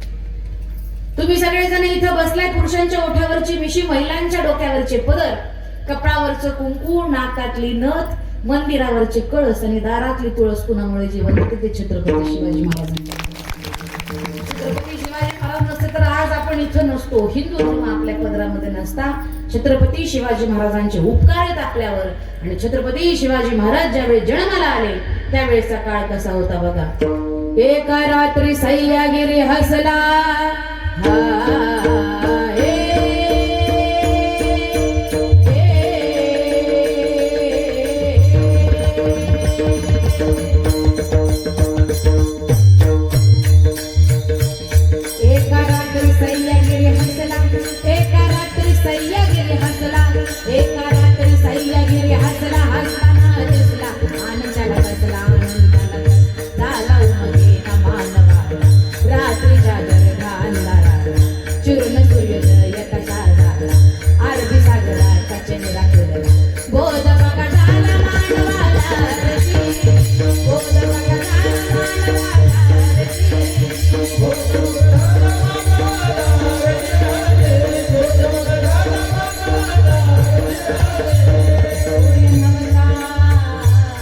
सूर्य नवता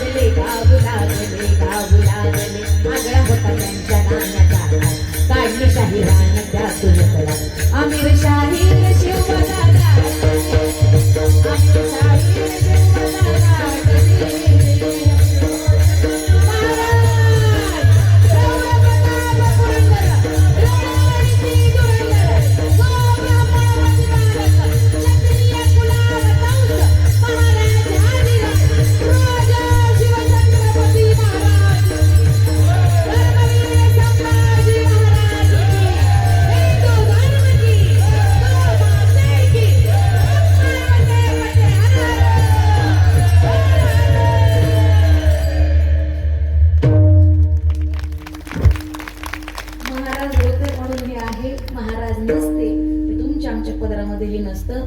साधू संतांचे उपकार आहेत या भूमीवर. साधू संतांचे छत्रपती शिवाजी महाराजांचे अगणित उपकार आहेत आणि त्यांच्या उपकारातून उतराई व्हायचं असेल तर फक्त आणि फक्त त्यांच्या चारित्र्याचं आचरण करत त्यांनी दिलेल्या संत साहित्याचा अवघा अभ्यास जरी केला तरी आयुष्याचं सोनं आहे महाराज. विठ्ठल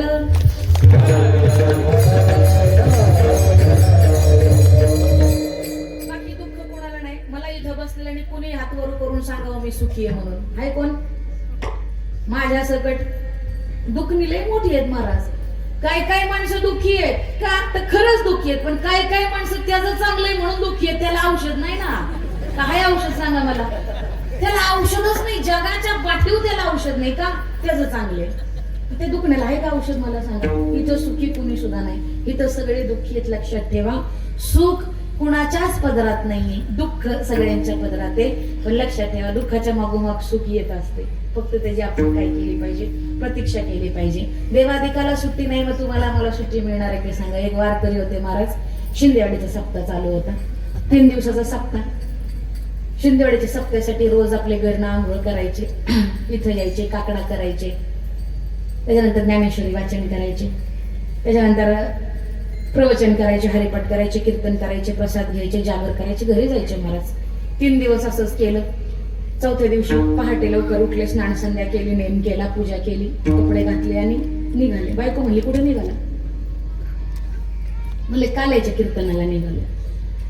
म्हणले तुम्ही कुठं बी जा, पण तुम्हाला शुगरचा त्रास आहे, माझा आहे का? 2 चपाती आणि भाजी खाऊन जावा. त्यानं जे उत्तर दिलं ते उत्तर लय भारी आहे. म्हणलं बाई मी वारकरी, माळकरी न वारकरी लय मोठा फरक आहे महाराज. काय काय माळकऱ्यांना एकादश का वाजती सांगायला लागते. सत्य परिस्थिती आहे ही. आम्ही विचारलं ना फराळ झालं का, काय होतं आज एखादं विचारलं, सहज उत्तर देतात माणसं. अहो ही पवित्र तुळशीची माळ आहे, एकादश सांगावी लागते का? बरं काय काय माणसं लंगडी एकादश धरतात महाराज. धरत्यात, सत्य परिस्थिती आहे.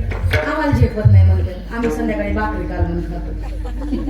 आम्ही काय करतो? संध्याकाळी भाकरी कालवण खातो. त्याने उत्तर दिलं, बाई मी माळकरी नाही, मी वारकरी. वारकरी आणि माळकरी लय मोठा फरक आहे महाराज. महाप्रसाद हा काल्याचा पूर्णत्वाचा प्रसाद आहे आणि मी तिथं जाऊन जेवणार. ती म्हणली तुम्ही तिथं जाऊन जेवा, मला त्याच्याबद्दल तुम्हाला काही म्हणायचं नाही, पण तुम्हाला शुगरचा त्रास आहे, 2 चपात्या भाज्या खान, तिथं जाऊन जेवा. अजिबात नाही. भात जरी असला तरी महाप्रसादाचं जेवण मी तिथं जेवणार. तिथे गेले, तिथे गेल्यानंतर कळालं महाराजांची गाडी पंक्चर झाली. महाराजांनी याला 11 वाजायचे. मनात पान कुचकुचली, बायकोचं ऐकलं असतं तर बरं झालं असतं. 11 वाजता महाराज आले. महाराजांचा आदर तिथ्या झालं. महाराजांनी फेटा बिटा गुंडला, पंचपदी झाली, रूपावली चाल झाली. भगवान परमात्म्याचं चरित्र सुरू झालं 11:15ला. आता 11:15ला भगवान परमात्म्याचं चरित्र सुरू झाले, ते संपल का 12:30ला? शक्य आहे का? खेळतो येणीची खेळावा, नटतो येणीची नटावा, असा देव संपेल का सांगा मला?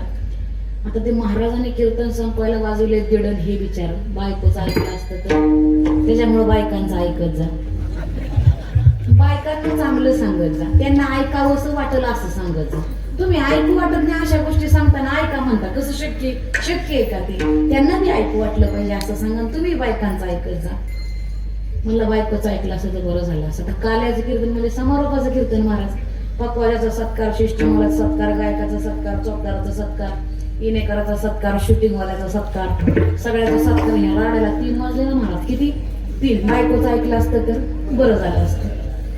पंक्तीला माणसाला कीर्तनाला कसं बसायचं सांगायला लागतंय, पण पंक्तीला नाही ना. आगे मोड, बाय मोड, पिछे मोड, डाय मोड, पंगत तयार म्हणतात.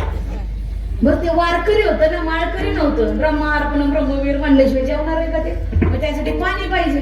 पाणी आणाय टँकरवर गेलं तेव्हा पंगत तुडून महाराज. मी सातारकडेच आहे ना, माझी भाषा ती आहे, आणि जोपर्यंत मी त्या भाषेत कीर्तन करत नाही तोवर मला कीर्तन केल्यासारखं वाटत नाही महाराज. आणि ते बिचारा आलं, पंक्ती सगळ्या भरल्या. तिथे एक म्हातारा बाबा होतं. ते म्हातारा बाबाला म्हणलं, बाबा जरा पलीकडे सारखा. बाबा पलीकडे सर पात्र वाढलं, भातवाल्याला भात वाढायला सुरुवात केला. भात भात भात ह्याच्यापाशी येईपर्यंत भात, भाजी भाजी भाजी ह्याच्यापाशी येईपर्यंत भाजी संपली महाराज. बघता काय पंगत उठली, गाड्याला भात नाही भेटलं. बायकोचं ऐकलं असतं तर म्हणलं आता एक काम करतो, आता इकडं बसत नाही, आता इकडं बसतो. इकडं बसला. नियोजकांनी करलं, हे पहा इकडून वाढल्यामुळे इकडच्यांना भेटलं नाही, आता बंद करा इकडनं वाढायचं, आता इकडनं वाढा. भात इकडे इकडून भात संपलं. भाजी दुसरी पंगत उठली, गड्याला भात नाही भेटला. इतका राग आला मला, इकडेही बसत नाही इकडेही बसत नाही, आता मध्येच बसतो. मध्ये बसला नियोजकांनी पुकारलं, हे पहा प्रमाणापेक्षा जास्त गर्दी झाल्यामुळे भात संपलाय, शिजाय तासभर लागल तर थांबा. इतका राग आला तर त्यानं चपला घातले. तर कोसभर असेल तेवढ्यात बायको म्हणली, आता हे तर काल्याचे कीर्तन असून जेवण येणार आहेत. दारात भिक्षुक आला महाराज, तिनं टोपल्यातली चपाती काढली, त्याचा तुकडा मोडला महाराजांना, वाटीतली भाजी पुसून वाटली महाराज. हे तर म्हणली काल्याचे कीर्तन असून जेवण येणार आहेत. घरात आले म्हणले, वाढ जेवाय सकाळी जेवा मला तर गेला. तुम्ही का हसला? तुम्ही काय असं म्हणता का पुढं? नाही ना, मग काय हसले? बरं उभं का? बरं असं दे, पण काळजी करू नका. बिचारी सात्विक होती, म्हणजे 2 मिनिटात भाकरी भाजी करते. भाकरी केली, भाजी केली, महाराज ताटात वाढलं, थोडी काकडी चिरली, लिंबू लोणचं कांदा चिरला. 5 वाजले या राड्याला. किती? 5. जेवायला घेणार, भाकरीचा घास मोडणार, कालवणार बुडवणार, तेवढ्यात दारात एक माणूस मला आवाज आहे, काय लाजबीज वाटते का नाही? का म्हणलं, आमक्या तमक्याची म्हातारी मुली, चला भजन करायला. बरं ते माळकरी होता का? कोण होता? जेव्हा होता राबरूचा पंचनाथ. सारलं पुढं ताट महाराज, भजनाला गेला. आवाज लावताना कळालं की म्हातारीचा लोक यायला 11 वाजायचे. हाणूनच घेतलं महाराज, हाणूनच घेतलं. कशी म्हातारी वाटायला लावली. बायकोच्या मनात भरपूर माझा नवरा उपाशी म्हणून बिचारीनं दिवसभर भुकत संध्याकाळी 5 प्रकारच्या चपात्या, 5 प्रकारचे भात, 5 प्रकारचा स्वीट आयटम ताटात नाही बसलं महाराज, परातीत वाढलं. आल्या म्हणजे जेवायला देणार. नवरा आला, आंघोळ बिंघोळ केली आणि जेवायला वाढलं. ते पदार्थ बघून त्यांचं डोळं पडलं. म्हणले, कधी केलंस? म्हणले, अहो तुम्ही सकाळपासून उपाशी, माझ्या मनाला बरं वाटतंय. बरोबर म्हणले, तू जेवली का? तुम्ही नाही जेवला, मी कशी काय जेवीन? बरं आण सगळं बाहेर. बरं ते काय राजा राणीचा स्वयंपाक होता का? एका हातात भात आणि एका हातात कालवण नाही. ते सर्वजण बाहेर नाही. 15 मिनिटं गेली तिची. ताट वाढवून घेतलं, नैवेद्य दाखवलं, म्हणली, बया माझ्या नवऱ्याच्या नशिबात सकाळपासून आण नाही. किती वाजल्यात बघावं, घड्याळात 12, घड्याळाच्या खाली कॅलेंडर सोमवार चालू होणार. बरं मला तुम्ही सांगा, ते नुसतं माळकरी होते का? वारकरी होते. बरं ते आपल्यासारखं एक अर्ध डोळं झाकून खायला. त्यानं ताट पुढे सारलं महाराजांनी, झोपला. विनोदाचा भाग सोडा. पुढ्यामध्ये किती वेळा आलं? इथं घालण्याची सत्ता आपल्या हातात नाही महाराज. म्हणून तू कोपरायचं एक प्रमाण लक्षात ठेवा. भोग तो न घडे संचिता वाचून, करावे ते मनी समाधान. करावे ते मनी समाधान.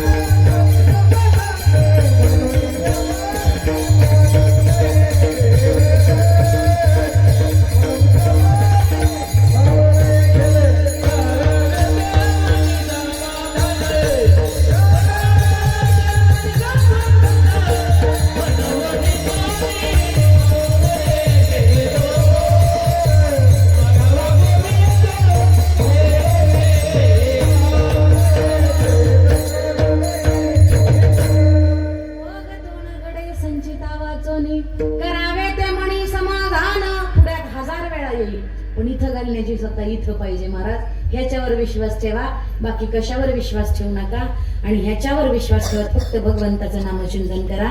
आणि ज्या वेळेस तुम्ही भगवंताचं नामचिंतन कराल आणि दिवसभर नामचिंतन कराल, नवलने आयुष्यभर नामचिंतन केल्यानंतर तुमच्या आयुष्यामध्ये एक फेज अशी येणार, एक वेळ अशी येणार की तुम्हाला जगाशी काही घेणं देणं नसणार. तुम्ही फक्त देवाचे असणार, अभंगाचे शब्द. तुका म्हणे आम्ही झालो अग्निरूप, तुका म्हणे आम्ही झालो अग्निरूप.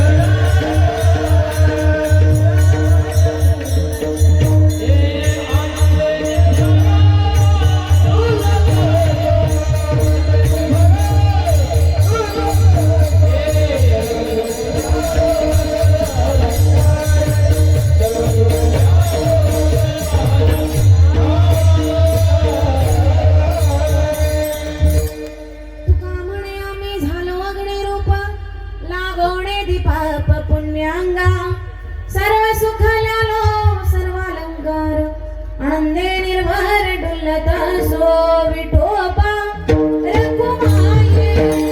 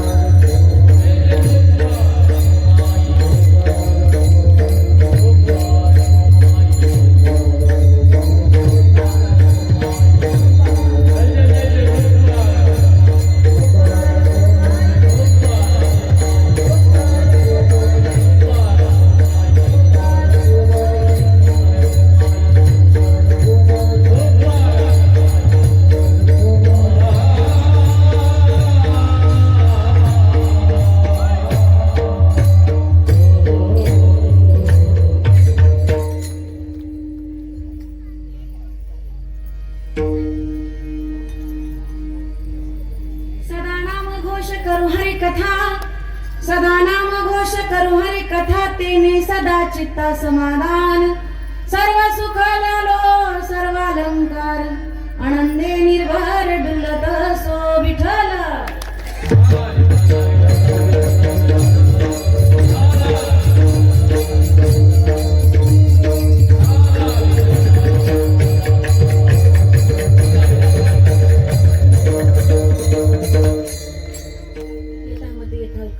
म्युझिक वेळेत अभंगाचा भावार्थ तुमच्या समोर मांडण्याचा प्रयत्न केला. जे काही चुकीचं असेल मी तुमच्या सर्वांचे बालक समजून पोटामध्ये घाला. जे काही योग्य असेल ते माझे गुरु वैकुंठवासी हरिभक्त परायण सुभाष महाराज गाडगे भाऊ यांचा आशीर्वाद म्हणून मी या जागेवरती बोलू शकले.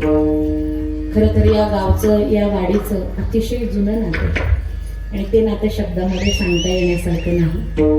पण मी स्वतःला भाग्यवान समजते की आज आप्पा जाऊन इतके वर्ष झाले, भाऊ जाऊन किमान 2 वर्ष होत आले, तरी या लोकांचं या गावचं कुसभरही प्रेम माझ्यावरचं कमी नाही झालं. आणि मी स्वतःला भाग्यवान समजते की ज्या गादीवरती आप्पांनी सेवा केली, ज्या गादीवरती भाऊंनी सेवा केली, त्याच गादीवरती माझ्यासारख्या सर्वसामान्य साधक वारकऱ्याला सेवा करण्याची संधी मिळाली. हे माझं परम सौभाग्य आहे. सर्व शिंदेवाडीतले ग्रामस्थ असतील, सगळ्यांचे मी मनापासून आभार व्यक्त करते. आज कीर्तनाचं संत सेवा ज्यांच्या माध्यमातून आहे ते श्री डॉक्टर मनीष रामदास शिंदे, श्री देवराम गणपत शिंदे, श्री रखमा गोविंद शिंदे, श्री संजय शेठ रंगनाथ शिंदे सानवी कलेक्शन, श्री खंडू प्रभू शिंदे, श्री गोविंद बबन गायकर यांच्या माध्यमातून ही सेवा आहे. खरं तर इथले प्रत्येकच मंडळी माझ्यासाठी अतिशय जास्त महत्वाची आहे. प्रत्येकाचं नाम उल्लेख करणं शक्य नाही, पण इथं आल्यानंतर मला इतकं समाधान वाटतं. तुम्हाला सगळ्याला वर्षातून एकदा मी तुम्हाला भेटते, पण इथं आल्यानंतर मला फार मोठं समाधान होतं. आप्पांचं दादांचं समाधी स्थान इथं आहे आणि या स्थानावरती मला सेवा करण्याची संधी मिळाली, म्हणून मी सगळ्यांचं मनापासून आभार व्यक्त करते. कीर्तनाला उत्तम अशी साथ दिली 2ही मृदुंग म्हणून त्यांचं मी मनापासून आभार व्यक्त करते. कारण की हा खेळ नव्हे एकल्याचा. अतिशय गोड ज्यांनी गायनाची साथ केली ते आमच्या ताई असतील, महाराज असतील, सगळ्यांचं मनापासून आभार. ही लेकरं, या लेकरांसाठी एकदा जोरदार टाळ्या वाजवा. कारण की ही लेकरं इथं उभी राहण्यासाठी यांच्या आई वडिलांची पुण्याई लागते. पुण्याईशिवाय ती इथं उभी राहत नाहीत, लक्षात ठेवा. कीर्तनाच्या माध्यमातून मी प्रत्येक गुरुकुलातल्या विद्यार्थ्याला एक संदेश सांगत असते. मला वाटतं यातले काही मुलं असतील ब्राह्मणवाड्यामध्ये कीर्तन झालं. शिक्षक शिकवायचं काम करतील, शिक्षक तुम्हाला पोटभर जेवण द्यायचं काम करतील, अभ्यास करणं तुमचं काम. अभ्यास शिक्षक नाहीत करू शकत. पण माझ्या कीर्तना दिवशी तुम्ही मनातल्या मनात एक शपथ घ्या की ताई, आम्ही शपथ घेतो की वारकरी संप्रदायाचं अध्ययन करत असताना आठवड्यातून 5 ज्ञानोबरायांच्या ज्ञानेश्वरीतल्या ओव्या मी पाठ करेन. महिन्यातून 1 तुकोबरायांचा नाथांचा सकल संतांच्या गाथेतील 1 अभंग पाठ करेल. तुम्ही अशी शपथ घेतली आणि तुम्ही महिन्याला 1 अभंग आणि आठवड्याला 5 ओव्या पाठ केल्या तर या गादीवरती उभं राहून सांगते, वारकरी संप्रदायातल्या कुणाच्यातच दम नाही तुमचा हात धरायचा. फक्त हे करा. कारण की हे वय आहे ते शिकायचं आहे. आज आम्हाला मी वाटते 5 वाजता उठावं करा, शक्य आहे का? बरोबर आहे. मी काय म्हणलं, आज आम्हाला बी असं वाटतंय 5ला उठावं आणि करावं, पण आम्ही कसं करतोय प्रवासानच राहिला येतोय. मला पोहोचायला पहाटेचे 4 वाजता, कधी उठायचं आणि कधी अभ्यास करायचा सांगा. हे वय खूप चांगलं आहे, ह्या वयामध्ये अभ्यास करा. मी पुन्हा एकदा तुमच्या सर्वांचा आभार व्यक्त करते. अतिशय गोड पद्धतीने संजय दादा मी येईल त्यावेळेस माझं चित्रीकरण करत असतात, त्यांचाही मी आभार व्यक्त करते. कीर्तन झालेलं आहे, सगळ्यांनी ताट बसायचं एकदम ताठ. ज्याला पाठीचा कणा आहे त्यांनी ताट बसा, ज्याला हात आहे त्यांनी हात वाजवा, हाताने टाळी वाजवा. हे जरी नाही काल हे जरी नाही काल इको द्या.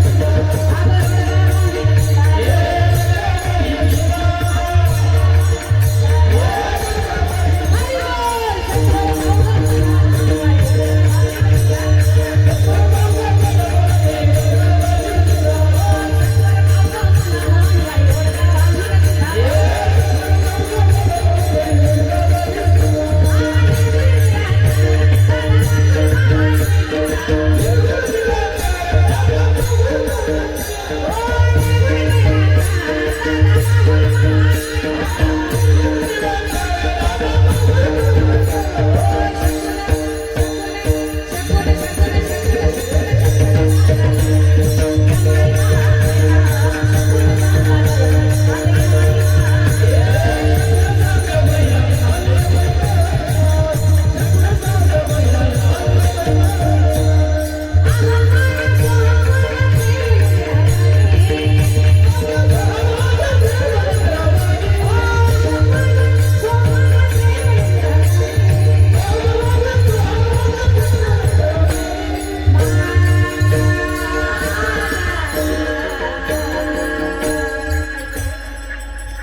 जर हाताने काही नाही वाजवलं तर माझं काही जाणार आहे का? अजिबात नाही. तुम्ही जर ताट बसून देवाचं नामचिंतन नाही केलं तर माझं काही जाणार आहे का? नाही ना. माझ्या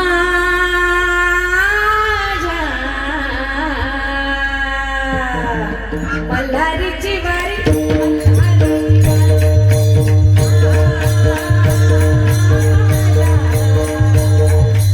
मल्हारीची वारी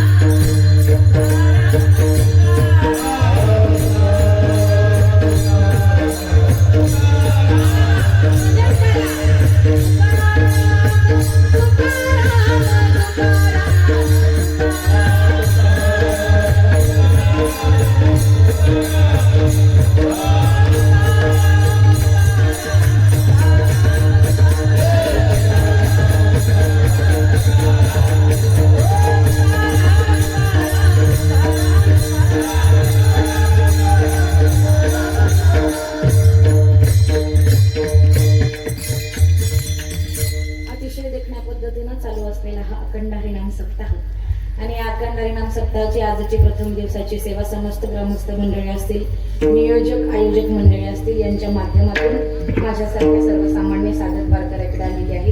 खरं तर मला आपल्या सर्वांची नावं माहिती नाही, पण याच्यामध्ये आहे त्यांचं मी उल्लेख करते. मृदुंगमणी अमोल महाराज महाकाळ, मला वाटतं त्यांनी दुसऱ्या पिढीला साथ केली. माझ्या वडिलांना पण त्यांनी साथ केली, मलाही त्यांनी साथ केली, त्यांचंही मनापासून आभार.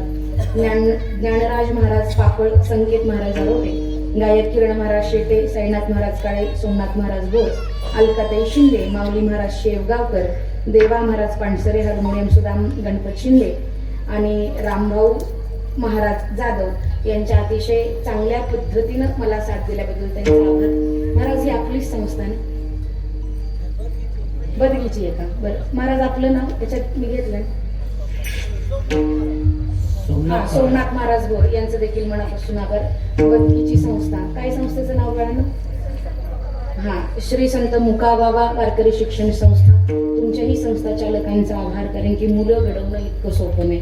मुलं नाचताना, मुलं गाताना बघणाऱ्याला असं वाटतं वा काय पोरं नाचतात, काय पोरं गातात. माझी बी वारकरी शिक्षण संस्था आहे महाराज, माझ्याकडे बी 20 मुलं आहेत. काय काय पोरं नाचतात, काय पोरं गातात. पण ऐका, ज्यावेळेस तुम्ही धान्य कंडीतून बाहेर काढता आणि धान्य ज्यावेळेस सुपामध्ये घेता आणि पाकडता. चांगलं घेता दळणाला का मात्र घेता? मात्र. आमच्या पदरात सगळे मात्र टाकतात. पण ऐका ऐका, वारकरी संप्रदायाचा पदर इतका पवित्र आहे की तुम्ही टाकलेल्या मात्र्यांचं हिरं करायचं काम वारकरी संप्रदायाचं. याच्यातले काही कीर्तनकार होतील, याच्यातले काही गायक होतील, याच्यातले काही मृदुंगवादक होतील. मी म्हणते याच्यातले गायक कीर्तनकार मृदुंगवादक जरी नाही झाले तरी मी गादीवर उभं राहून सांगते, हे म्हातारपणी आई वडिलांना आई वडील तरी म्हणतील. एवढं तरी वाटतं. तुमचं देखील आभार. सिस्टीम वाले दादा, अतिशय गोड सिस्टीम तुम्ही लावली, तुमचं देखील आभार. विणेकरी बाबा, तुम्हाला बघितल्यानंतर साक्षात असं वाटलं की तू खूप बऱ्या झाल्यात की काय, आपलं देखील आभार. दोनही चोपदार. चोपदारला घाबरली पाहिजेत माणसं, तुम्हीच माणसांनी घाबरताय बघा.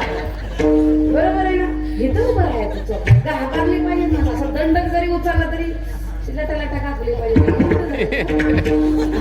दोनही चोपदार, त्यांचं मनापासून आभार. त्याच्यानंतर आज माझ्या कीर्तनाला आवर्जून आमचे नगरचे कात्रे काका उपस्थित राहिले. कात्रे काकांचं, भाऊ नानांचं, शिंदे मामांचं, चव्हाण मामांचं अतिशय प्रेमाचं जिव्हाळ्याचं नातं, त्यांचं देखील आभार. माझ्यासोबत आज आवर्जून माझी आई देखील आलेली आहे. आई वडिलांच्या पुण्याईमुळे मी या गादीवरती उभी राहिले. तिच्या चरणावर देखील नतमस्तक. आरतीताईंनी आजच्या आमंत्रणासाठी काल फोन केला होता, पण आरतीताईंचा फोन आला त्यावेळेस आई ग करून मी झोपली होती. त्याच्यामुळे फोन नाही उचलता आला. त्यांचं देखील मनापासून आभार. आणि खरं सांगू, या गावातल्या ज्या माझ्या वहिनी आहेत ना, त्या माझ्या इतकं प्रेम करतात महाराज, की त्यांनी दिलेलं प्रेम जसं पंढरीच्या वारीला चार्जिंग पुरते का, तसं त्यांनी दिलेलं प्रेम मला वर्षभर पुरतं. मी यायची म्हटलं की त्या कुरडया कर, पापड कर, काय कर. त्या आमच्या वहिनीने तर 2 पायल्याच्या कुरड्या दिल्यात महाराज. माझ्या पोरांनी मी अशा रोज जरी खाल्ल्या तरी त्या संपणार नाही. अशा सगळ्या प्रेम करणाऱ्या वहिन्या, त्यांचं देखील मी मनापासून आभार व्यक्त करते. झालेली सेवा पुन्हा एकदा तुमच्या सर्वांच्या चरणावरती समर्पित करते. चुकून कोणाचं नाव राहिलं असेल तर क्षमा मागते. झालेली सेवा पुन्हा एकदा तुमच्या सर्वांच्या चरणावर समर्पित करते. माझ्या आईच्या चरणावर समर्पित करते. माझे गुरु वैकुंठवासी हरिभक्तपरायण सुभाष महाराज गाडगे भाऊ यांच्या चरणावर समर्पित करून सेवेला पूर्ण विराम. विठ्ठल